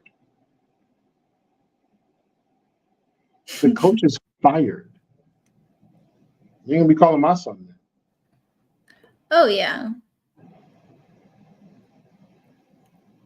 Love our son. Biggest pussy out. Love the pussy. He'll leave. You don't call him. Right. He's getting all the playing time too, I'm sure. Yeah. Now let's talk about the difference.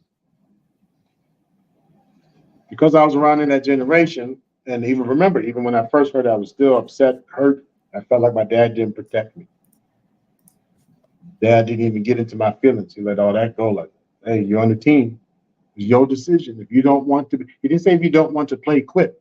Listen to me carefully, coach. He didn't say if you don't want to play, quit. He said if you don't want to be, then do something about it. See, I felt he broke the promise of protecting me, Right. but he didn't. Let's talk about what it takes to break, what it is about that promise. This is the part that we don't talk about because there's more psychology behind it than we would get on the YouTube or one of these Instagrams or something like that. I felt my dad didn't protect me, and he felt by not doing my version of protecting me, he was protecting me. He wanted me to feel the experience. Like the parent who wants the kid to catch the chicken pox when the other kid has it before they reach a certain age, because they know age before they had the chicken pox, it would be more than they can handle. More intense, more whatever, all these different words. It would be, let's get it while they're young. Let them experience it now.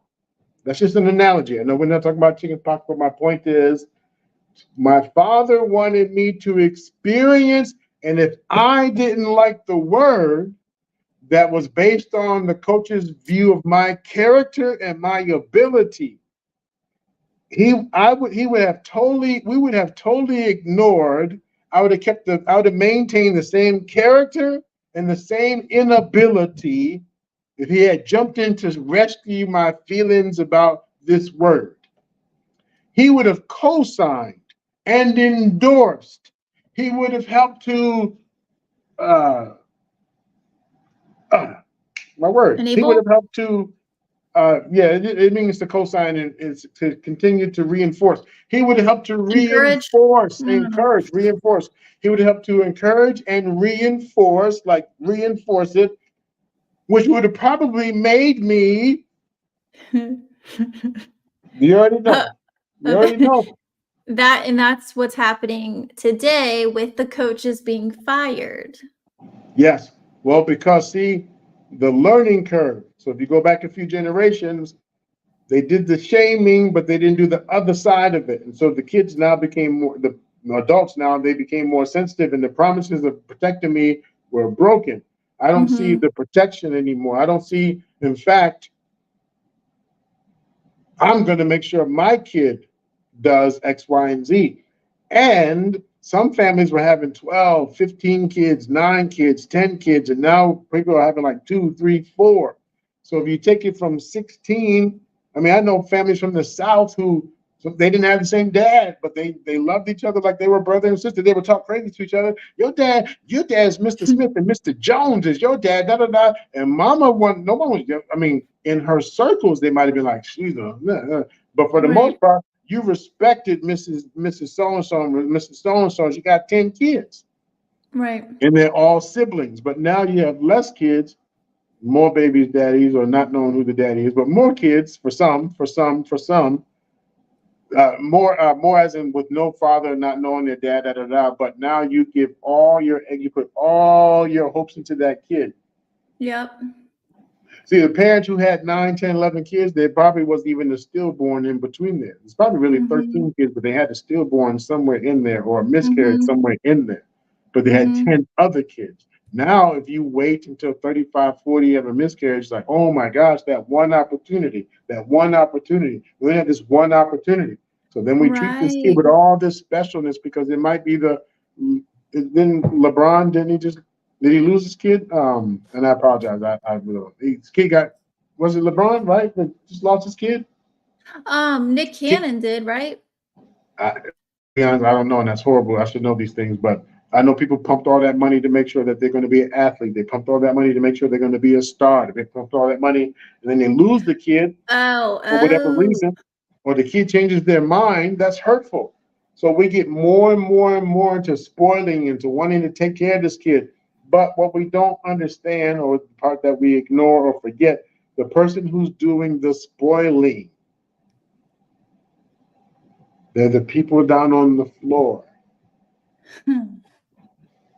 determined, fixated, running off of fantasy or delusion. And as I said earlier, you do not tell a person who's delusional that they are delusional. You cannot tell one of these parents you are delusional and that parenting is not going to work. I mean, you could tell them that, but that's not going to change. That's not going to change. So what we do, and you do it as well, Coach. I mean, I do it in the coaching world or psychology world. And let me pause for station notification, whatever they call this. Just give some shout outs or remind people to hit the like button and stuff. I'm gonna pull this thing up, but also I don't know who's in there because I've just been talking and talking. So if you see, we've been talking. So I don't know what Yeah. you see in the chat. So let's give some acknowledgments. Yeah. So shout out to Lou Medic is in the chat. Lou We have Medic's in the house. grooming in reviews. Grooming in reviews. Truce has been here. Alexis from Texas. Hey, girl. Hey, what's up? Truth and Alexis from Texas. You said truth or truth? Tarus. Oh, Tyrus. Oh, Yeah, I haven't seen him Tyrus. in a little bit. Yeah. Also Jedi Mike and Mike, Trey. Trey F or Quincy. Trey? Quincy, Trey. what's up? Okay. And we have, of course, our girl, Lady Navoa, and I don't think I missed anyone else. We also had Ara earlier. Mandrell stopped in, and Alex. And then Muva from earlier too. And then Scam was the first one that said dust. All right. Cool. Hopefully I look forward to talking to Scam more about this whole shame thing and how it doesn't work. And there are parts of it that does work, but the part that where we're talking about beat people down, see that generation now feels so protective because you shamed me, but didn't get the other half of it. So shame works when it works, but what happens is the impact of that shame. So it used to be a time men and women would cover their bodies. They'll burn in the fire. They'll go back. They won't even go out of a burning house unless they run in to get a towel or something to cover up. There were people who would accidentally, because they stayed too long trying to make sure they grabbed some clothing items, a robe or a towel that adds to the fire, but they're not leaving that house because you might see an ass cheek or a stomach roll. And now, but so that's the element of shame but so now the positive of that, right? Because we don't want to body shame anymore. Okay, that's fair. So when we say to people for decades, you want to be sexy and all this and have this type of frame, that's what equals sexy or masculine and all this. And then we say, no, stop that because it leaves out a certain group of people. So the question is, how do we have that group of people feel heard? We create new promises, and that promise is that you too can be seen as sexy. Prove it. Well, let's get now some bikinis for large people. Let's get some stretch band pants for large men. Let's make sure you feel included. And so we change the game or change the system so people can feel included. One, remember back to the disrespect. Remember the parent, or remember we were talking earlier at the beginning about when I'm making this noise and I don't stop, you feel disrespected. So if I'm the body person, the larger frame person saying I matter too, and so what if I have roles? You only pick the skinny people, the Barbie dolls, and you feel at some point disrespected. Maybe to a point where you say, fuck it. You want to come out here and look like, come on, let's get you out here. Let's endorse this thing where it's okay to have the roles. It's okay. Bald, there was a time, was bald ever really sexy? Now you can go back to Kojak. Do you know who Kojak is? Maybe. I'm aging. I'm asking. Kojak is an old detective, police detective. He's bald, sucking the lollipop. Oh, that So looks familiar though. yeah, Kojak. I don't Telly Savalas, whatever his name is, but every generation has their version of sexy and bald. But now you come to this network here, and what do we say? With a proud bald men, right? Mr. Paul Bennett, R. Payne. Ooh, side note, R. Payne, if you're listening to this, you have gained newfound respect from me.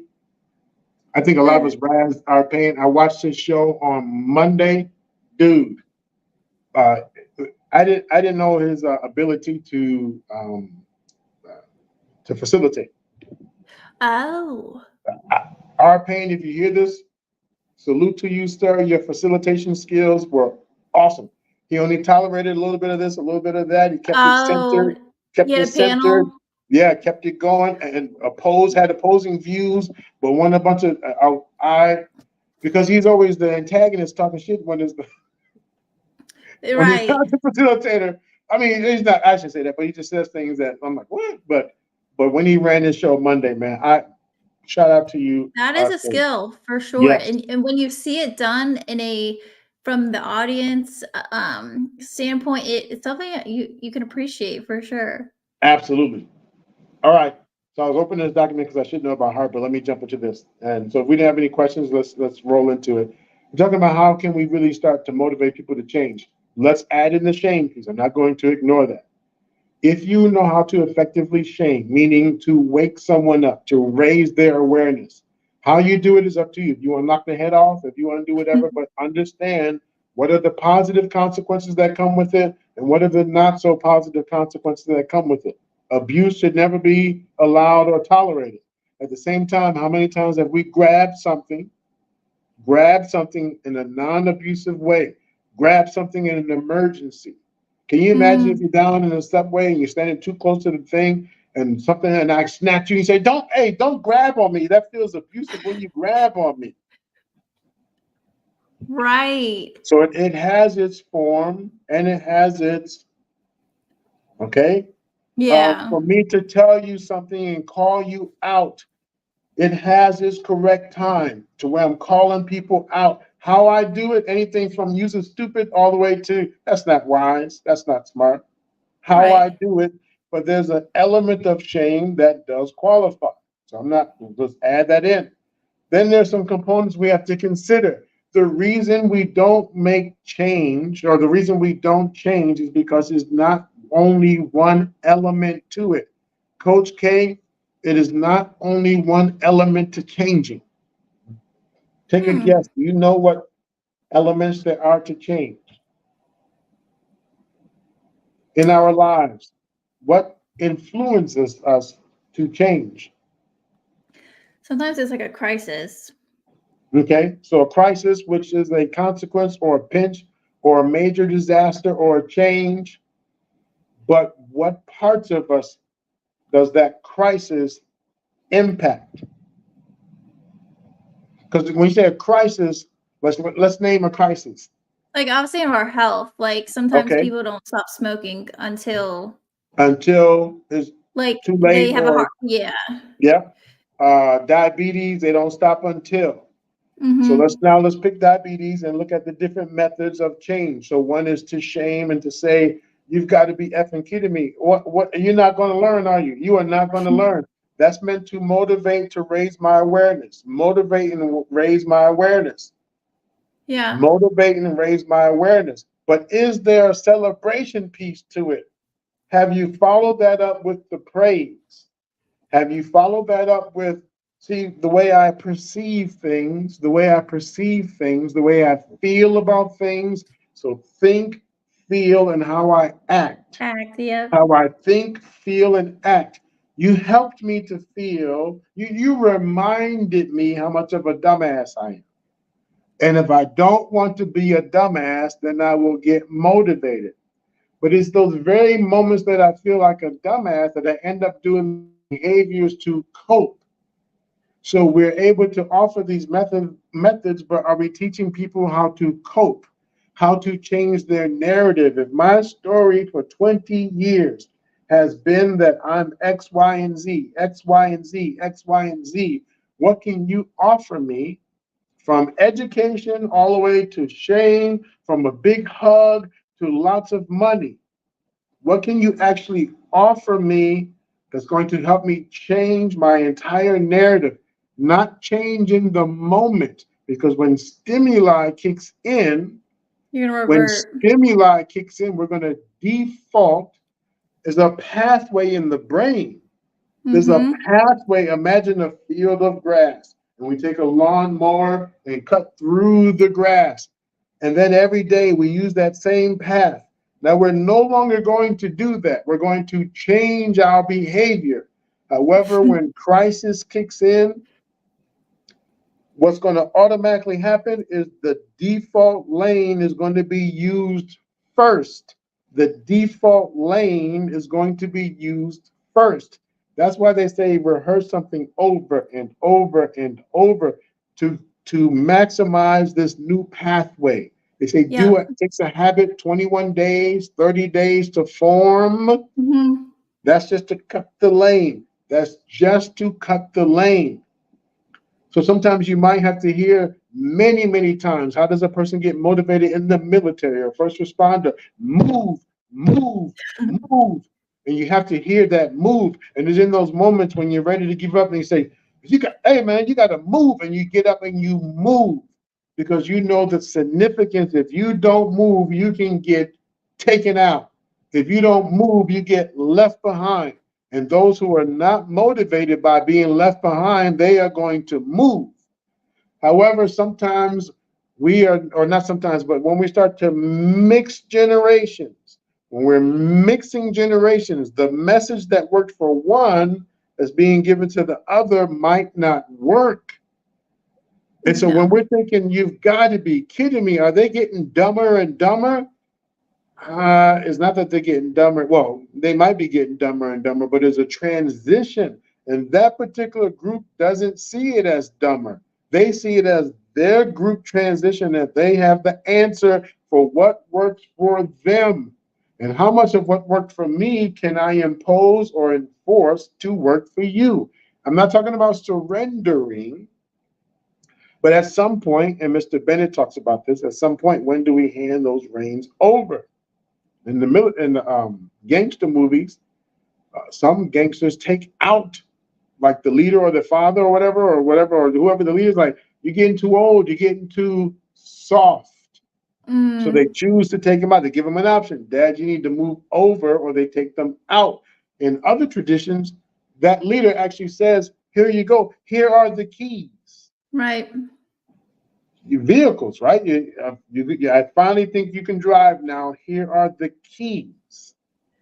So, pending your method, your practice, your family traditions and values and all that, we can start to help to motivate people. But for a person who doesn't want to live past 18, but you're constantly telling them one day you won't be able to get into college and you're never going to find the wife that you want and have the family that you want. I didn't plan on living past 18. What do I give a damn about 20? You don't.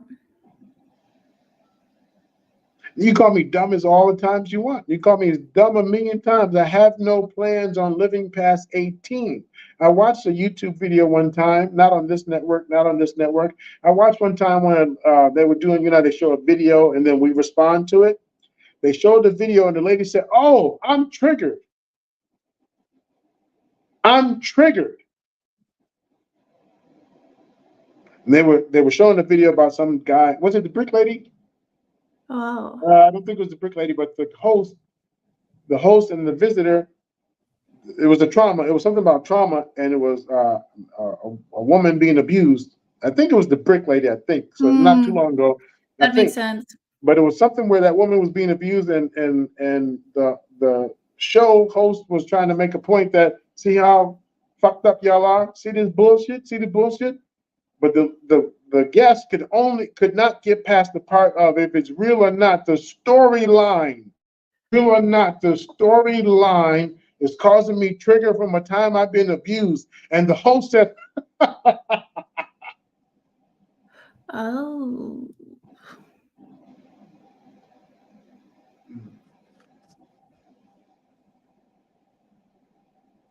Okay. And before those who want to say, "Oh, you're simping and getting soft," let's move the goalposts. Because if you said one of your kids died, one of your prized possessions died, and I laughed at you. If you said your mama, now we're in the generation now. If I said your mama, you'd be like, "Yeah, there's that dumb bitch." But if Right, right. you said that a few years ago, and here's what confuses me, Coach K. How is it that now I can get upset if you call my mom a dumb bitch, but yet at the same time, the generation before us, 2 or 3 generations before me, do you know what they were saying? Black people. Do you know what black people were saying 2 to 3 generations before me? They were getting killed over it. No. Take a guess. Black and white people. What were black people up in arms about? Do you know? Slavery and all this stuff, but do you know a particular word that they were up in arms about? That white people would say? Yeah. You can say it at your own risk, but do you know I'm not what? saying that. No, if I know what you're talking about, yes, I'm aware. I was See, like, what? but see, like in educational purposes, just take a risk. But you know the N word. Actually, there's been a professor. You've heard of professors who have even used the word or even said a different language that sounded like that, and he was fired. But anyway, go Yeah. on. Yes, yes, I know what word you're So talking about. there have been people in previous generations who have died over that word. Mm-hmm. And there's people today who talk about all this empowerment, and questioning how ignorant some of the black youth are, how ignorant some of the black youth are. And the way they're talking about that ignorance is to use the N word. The N word just rolls off their tongue. I told you that Facebook group I was in where them folks tried to jump on. Well, they did jump on me, Mm-hmm. but I was ready for the war. Because I said female. Female is don't call it that. As a menstruating person, don't. And for the analogy that I was given, where 2 guys, are they gay? And guys, don't call them guys. But they were in there, ninja, ninja, ninja, ninja, ninja, ninja, ninja, ninja. You know how many generations of people who were fighting so hard to not be called that word? What's interesting is I've even heard some of the older folks on YouTube will say, I think Jay Speed is one of them, will say that he does not like that. It's rare that I say it. I mean, I give an entertainment, a little something, or education, but I don't say it. Now, that's not to get into goody two shoe and blah blah blah, less than, better than. But how do you have the argument that you can't stand these knuckleheads? How they out there talking about Dookie Brown and Dookie Brown? We don't like the things that they're saying and doing, but yet we're doing the same things that our generations before us didn't like. It's called hypocritical. Hypocritical. I mean, some of these tough people. I mean, some of these people be out here tough on these streets and just using that word left and right, left and right. And if you ask them, it's is this acceptable now? Then booty brown and green pussy is acceptable now. That this is actually very complex, like this is, and I think this even gets into the Overton window a little bit. Get to the who? The Overton window, like what's societally acceptable? Right. Now society will shift and say, yes, it's okay now. We even have a new version of it with the A versus the ER. And the Chinese are saying it, the whites are saying it, everyone is saying it. Okay, well, soon people, all whites and Chinese, will have Dookie Brown stains and green pussy. So just give it a little bit more time. Well, and who would have thought, at least with the pronoun stuff, Boom. And we're pushing them and fighting, saying, hell no, you can't. But yet, why do we continue to use the N word even though people have died? So it's hypocritical. But people get into this thing called helpless and unlovable. Helpless and unlovable. So even in that group, I'm helpless to the point of I can't control anyone saying that word. You either fight them or you join them. You either fight them or you join them, or you have the skill set to not join. I mean, you're there physically, but I choose not to use that word. So it is a choice to not use that word or to use that word. And the same way, if someone says, I just can't help it, I can't help it, then how can we expect to shame others and expect that they can do whatever we're hoping that they do when we can't do it ourselves? We're breaking our own promise. We're breaking our own promise. The behaviors we do in front of our kids and then saying that they shouldn't do it. They shouldn't do it. How are you an alcoholic in front of your kids, but then say that they better not, and they better not, and they better not? How are you watching certain programs? Even if you turn it down a little bit, y'all ain't listening to this, are you? And fine, I'm not here to judge what music you play, but then if you play the music and you enter it into their hearing space, you enter it into their hearing space and then tell them they better not sing the words. In the relationship, Coach K, or I was going to pick someone else, I'm dating Smuckatelli or Mrs. Smuckatelli. That's too masculine. I'm dating Shaniqua or whatever. I'm dating Shaniqua, and I'm telling her, no, I have a one penis policy. A one penis policy. Now, I bring around other females that she says, okay, I accept the terms of the relationship with your one penis policy. Cool. But did I take into effect that she might feel unlikable because my other partner and I have what's called relationship bias? We have relationship bias, like we have a certain connection together that you don't. Did I take that into consideration that she might consider that she might feel unlikable? So when I get mad and say, you broke the promise, I told you you can't be fucking no other motherfuckers, and you said you only gonna have one, and you promised me, but you have. Now look at all the broke, oh man, here we go.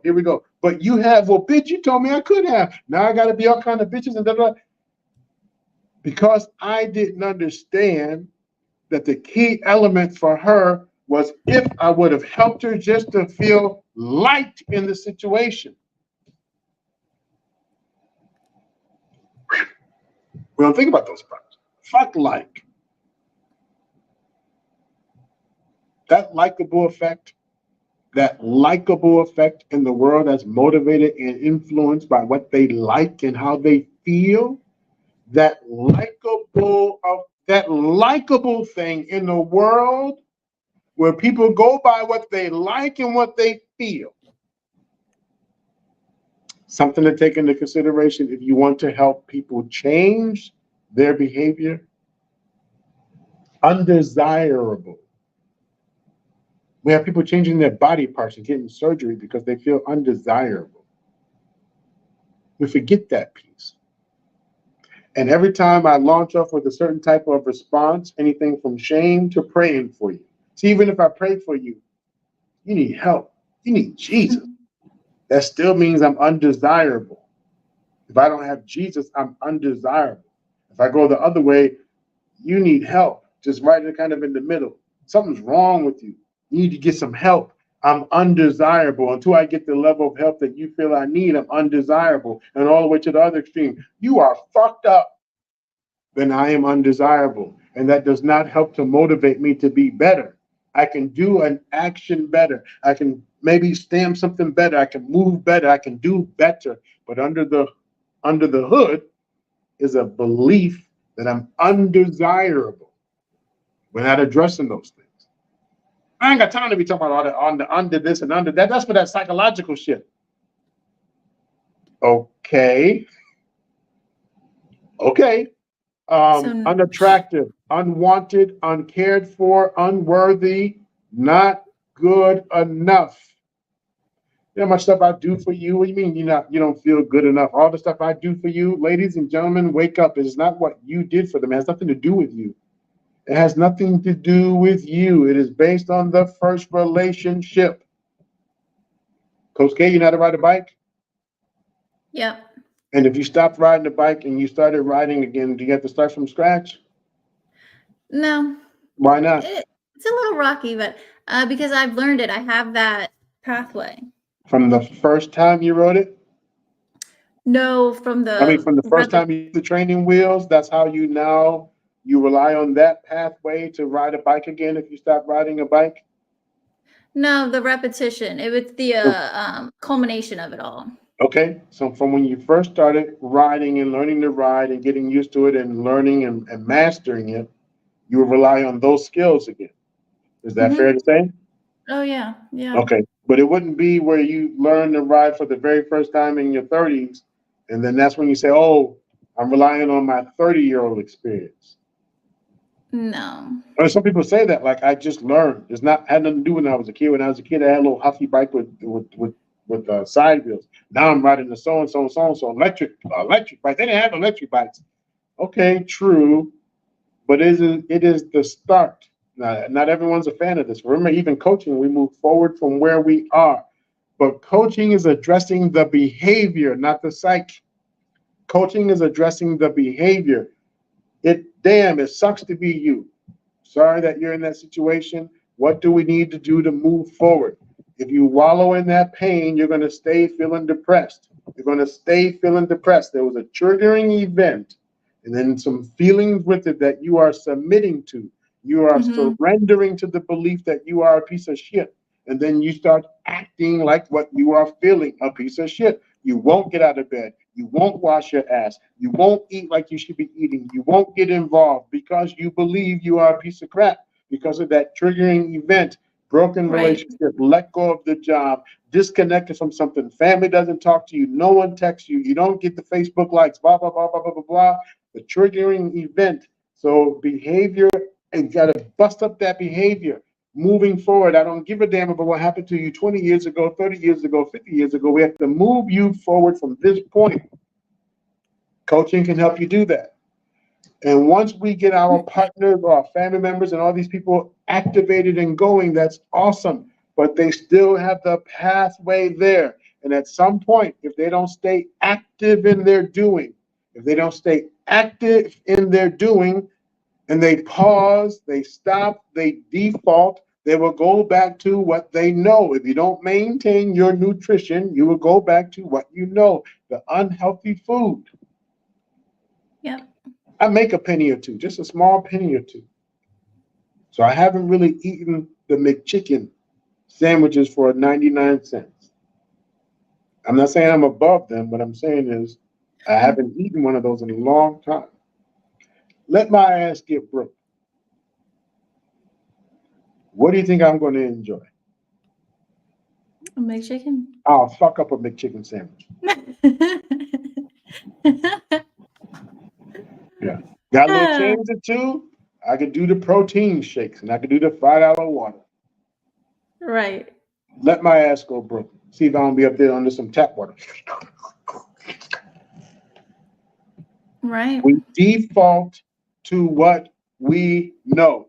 Unfortunately, because in the entertainment world, we call people all kind of bitches and hoes and fucked up and dumbasses when we really should be saying that is someone who doesn't feel liked. That is someone that doesn't feel deserving. That is someone that feels unattractive. And then when we talk about that, how fucked up they are and stupid hoes and bitches, that adds to the unlikability. That adds to the undesirableness.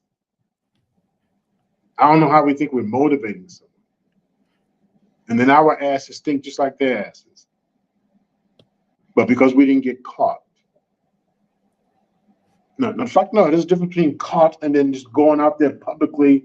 Let me address the 304s and the high body count. Because there was a shift from cover the hole, don't have sex, to someone believing that since I am a virgin, no one likes me. The value is in if my numbers go up. The value is in I know how to use it. When a person says to you, oh, shit, you don't know, no, I'm straight. Now, is that because the guy got lazy? If he got lazy, he wants you, do that thing. Oh. But if you don't know how to do that, then you're the dummy. I can't fuck with you. You don't know how to, come on. And then when adults are talking, Coach K, we're playing spades and stuff. I don't know. You lay him, I play him. Bam! Come on now. Quit playing. Cut, that's mine. Bam! We're playing the spades. Then you are the 13-year-old that hears me say, nah, ain't them young bitches better not show up at that club. No, fuck no. Them young dummies and young dummies and young dummies. Stupid airheads. They're young. They're too small. They're too young. They're too this and too that. Well, what do you think that 13-year-old's going to do to feel likable, to be good enough? And we did it back in the day. It's called a fake ID. It's called pretend you are 16, pretend you are 18. And what comes with those behaviors? I might have to get smashed, and I'll get smashed all in the name of. Now, I can yell at the parents and say, why would you let your kid do that? They didn't let their kid do that. Not all of them let their kid do that. But because they were unconsciously parenting, they helped to contribute to the kids having these faulty narratives and faulty beliefs. But you can have all the perfect parenting in the world, Coach K. All of the perfect parenting in the world. But you're not the only people in their life. They have coaches and teachers and peers in the media. They have all of these influences that lead to them feeling powerless, out of control. You ever had a parent say, I don't know what the hell got into this kid coming home talking? See, notice, I don't know what got into this kid. What got them feeling that they could be so reckless and bring it home.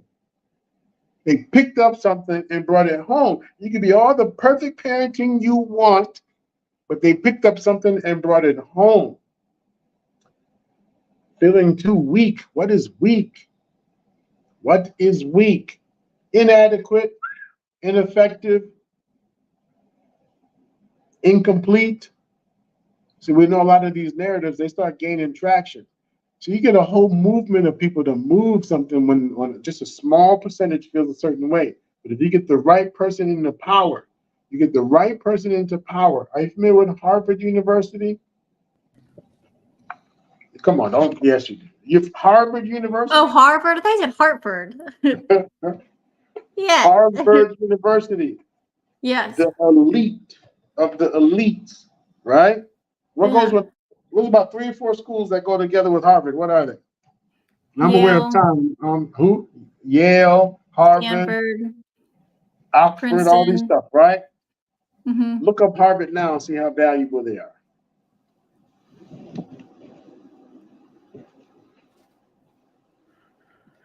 Who was Harvard ran by originally? Like what group of people? You talking about white people? Yeah, I don't know where anyone can go. Let's see. Are you talking about Harvard University. Who started all that? Harvard and Oxford and all that. Who started? Yeah, like Who the was old white original? men. Old white men. Here's some information about the originals. The originals. Klaus, Who started Harvard University? What race of people? John Harvard. According to Harvard University, 1635, John Harvard received his MA from Cambridge University, England. 1636, first college in American colonies founded. The Great and General Court of the Governor and Company of the Massachusetts Bay in New England approves £400 for the establishment of a shoal or college, later to be called Harvard. Let's see. I don't know what John Harvard looked like. Maybe he could be black. That was a hot minute ago for sure, but You see a picture of him? I see a statue. Show me a picture of John Harvard, the one that opened the Harvard University in 1635. Showing pictures that match. Well, it was 1607, so it probably had to have a painting or something, I'm guessing. Yeah, it's just a statue. He looks white. Yeah, he's from England, so probably white. Yeah, he might have some black in him. You never know, but yeah, that looks pretty white to me, right? Yeah. Now, let's look at who the owner. Let's see who's running Harvard now. Like the dean? Who's the current dean of Harvard University? Rakesh Khurana. According to Harvard College, Harvard University, comprised of leaders across disciplines and across campuses, the dean's cabinet meets regularly to discuss ideas. Sorry, I missed it. I was talking. Who's the dean? Sorry, I'm lost. Well, don't get lost. Just listen. Who's the dean of Harvard University currently? Rakesh Khurana. According to Harvard College. All right, let's see a picture. Show me a picture of this fine specimen. You will get a picture of this one. Check out these pictures. Oh, I said the wrong word. Look at that. I said fine specimen. Look what they gave me, a pig. Let's try it again. Show me a picture of the current Harvard University dean. Here's some pictures that match. Oh, man.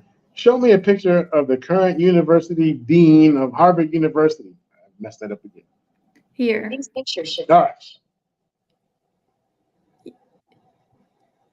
That's one of the officers. I know Whatever. damn officer. That is the dean. Oh, that's the current dean? Yeah. Oh, officers. Oh, I messed up. No, but Smack in my that face. female did come up though. Yes. I saw she her. Wiped out the entire cabinet. Now, I'm happy she's a black woman. Oh, she's the president. President. Okay. Mhm. So I said dean. I'm incorrect. Whoever you just showed us is the dean. This president. Well, at least the one guy wasn't white, so that was a point. Right. But So now yeah, we the shifted, president. right? Harvard now can say we have some blackness at Harvard. I mean, how? Oh my gosh, I'm messing it up. Made one You're mistake gonna and get I'm canceled. messing everything up. Yeah, Harvard. My brother went to Harvard. All right. So Harvard University now has a leader, a black leader. And where I want to go with this before I get into politics or race, where I want to go with this is the need for change has been so strong from the white establishment that who does our society say now is the most hated race or person out there? The white man. The white man, yeah. And every establishment across the board is working to wipe out the white man. And if you're going for men to wipe them out, who do you become? You said if you're going for men to wipe them out? Something to consider. If you're wiping out all powerful men. Oh, that's a the opposite of a man, other than the 26 genders, the opposite of a man is a woman. right. You're correct, and that's So something to consider. If you're going to go for the powerful men, I'll become a woman and beat the shit out of them in sports and beat the hell out to get my spot back. It's not just that race, but I want you to think about some of the queen makers out there. They're going to dominate. We don't need men. We don't need men. We don't need men. And that's supposed to encourage men to be softer, kinder, and gentler to women. Well, if women led the earth, how did you lose it? According to certain people, we lost it because men were aggressive and they took it. And now we took it back. The power of the vagina, we took it back. This makes no It's something sense. to consider. I'm not saying anyone is wrong. I'm just saying I just want you to consider this. Okay. Yeah. If I can't get you when you're old because you're too smart, too old, or need to move you out the way, I go for the younger. If I go for your younger, checkmate. And if I can't have kids, Checkmate. And if you're too distracted, or you just give them a device, and I can put whatever the hell I want on there, you're not watching. You're not watching what they're watching, so checkmate. And if I remind enough people that you don't have to be in a relationship, it's not like it used to be. You don't have to get married and have 10 kids. Stop all that. Stop all that. Stop all that. Absolutely stop all of that. Change. So the way you think, act, and feel, we have to think about those pieces. Not so much the feeling, but how you treat people. If they already feel neglected and a piece of shit and you continue to treat them that way, that's not going to empower them to change. And closing, Coach K, and I appreciate the time for those CBN or BMU or Alexis from Texas. Thank you for your patience with us. I appreciate it. I want to end with a couple of these things. I want us to understand what triggers people.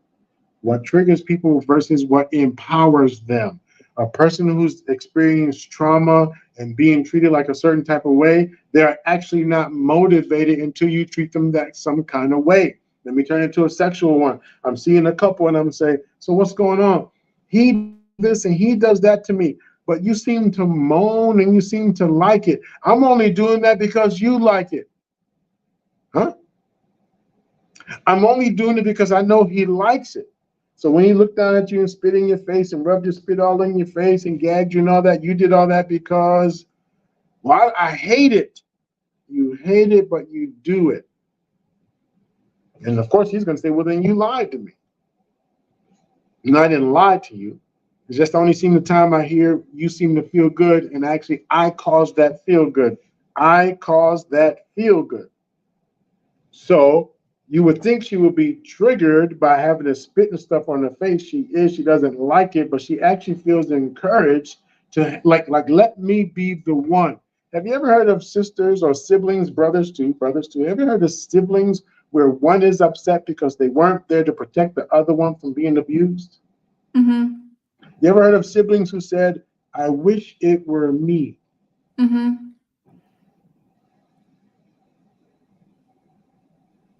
If it feels good, not the act, if the not the behavior, if the act of saving you gives me a sense of purpose, I'll endure the pain.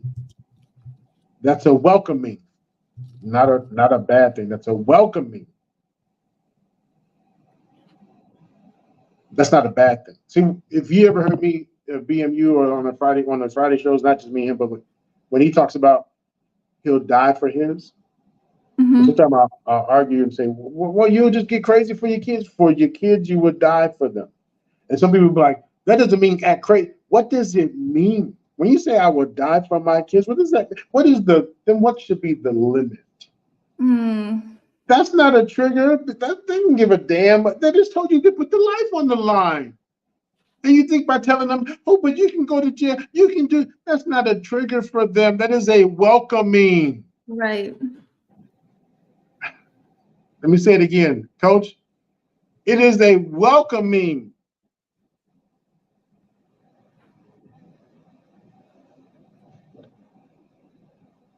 All right. Please learn that some people do these behaviors in order to avoid the real thing. Some people do these behaviors just to avoid, and they'll take the punishment, they'll take the consequence, as long as they didn't have to deal with the real thing.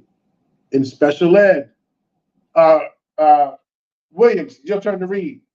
Williams can't read, put two letters together. You get peanut butter and jelly, he wouldn't even know what to do with it. He just, hey man, quit talking. Hey, I ain't gonna be talking. Hey, I ain't. And all of a sudden, I'm in a fight.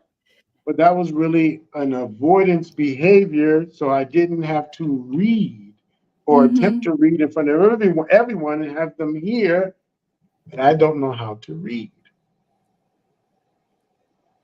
Right. I'll make a rap song. I may not know how to read, but you get into that beat, and I have people bounce into my beat. No one is bouncing to my words. Happen.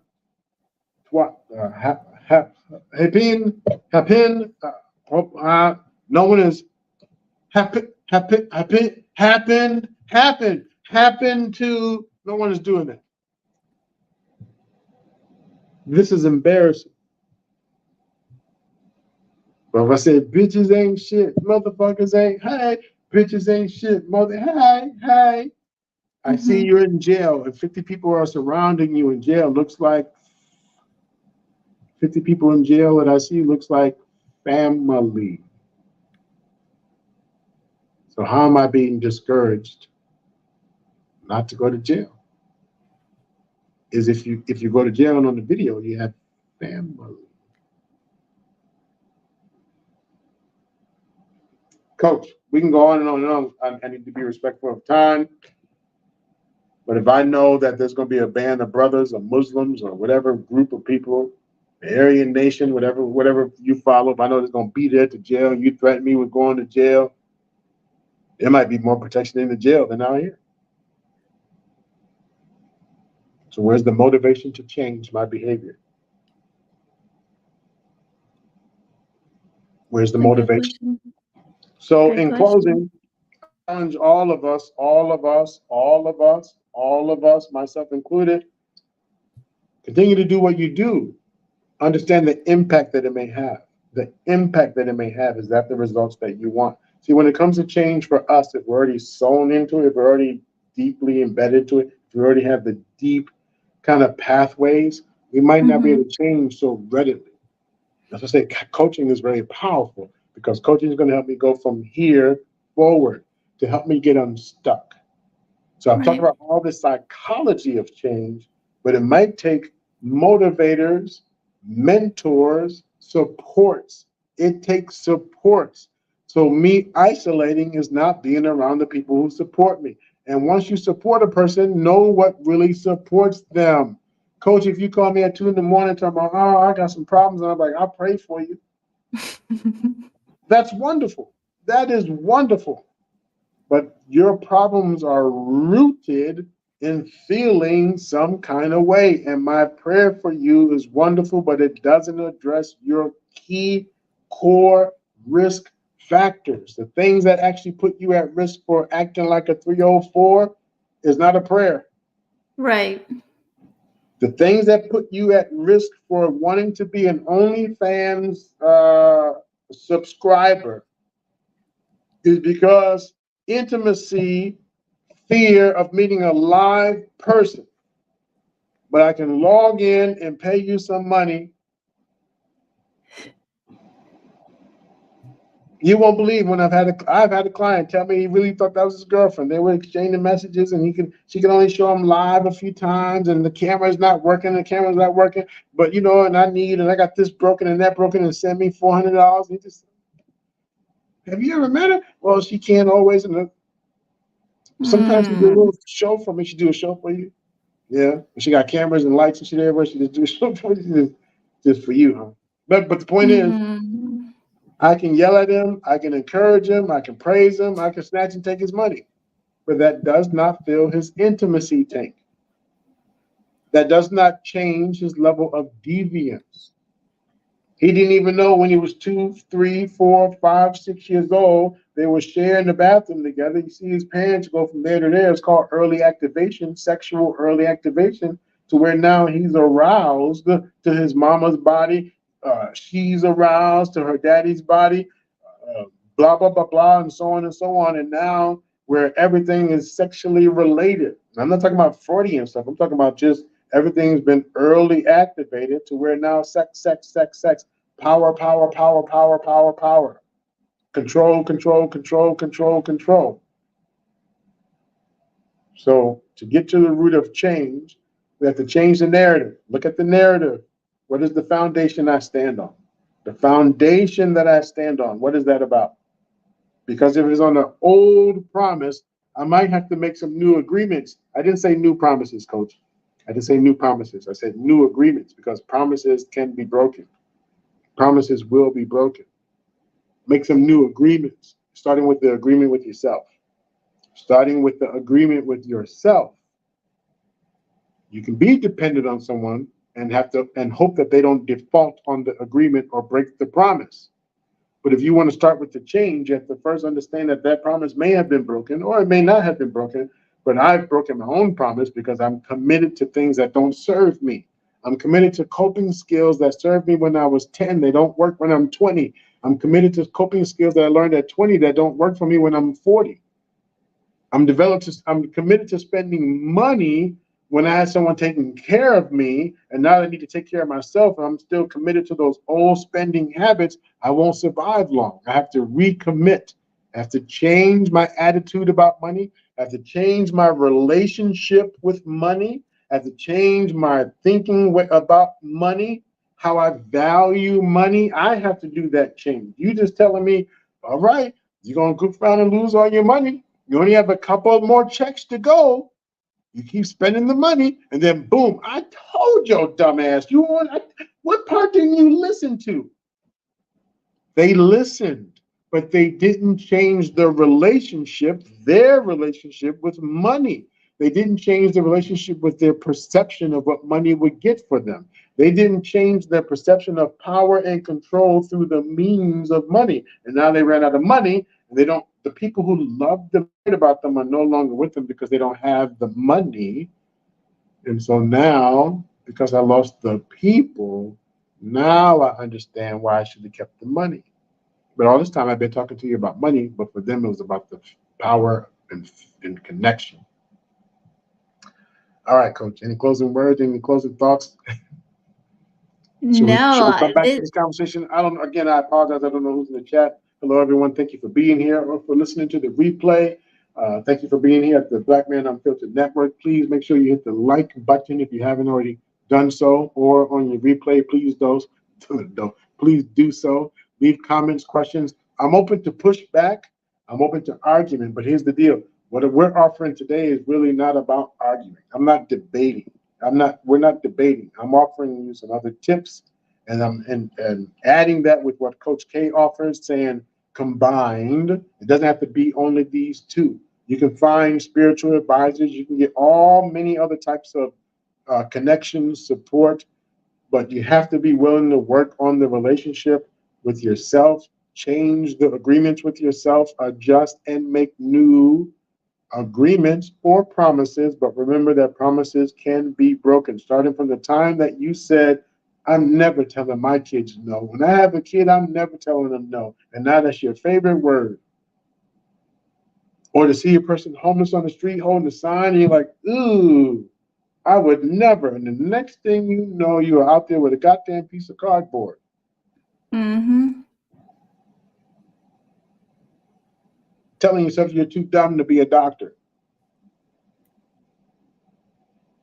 I didn't even plan to be this. They just let me in. Telling yourself that you only deserve to be dicked down by somebody because they seem to be valuable to you. And sex, have all the sex you want. I mean, I'm not telling people not to have it because I still want some of the sex out there. So I'm not telling them when to stop. But I am saying this. When it's used up and abused, if it gets used up and abused, I'm going to hold the value to it. But if it gets used up and abused, the same way when your money runs out, your weed runs out, when status runs out, when all that runs out, there's no one there for you. And that's another promise that's been broken. Coach, we'll see you next week. I thank you for allowing this space and having this conversation. This is a good one. In the chat, thank you for being here for the conversation, Yes. for allowing these perspectives. Love it, love it, love it. CBN, BMU, or Alexis from Texas, thank you for working the backgrounds here. Thank you for your patience staying with us tonight. See you next week, Coach. Sounds good. Good night, you guys.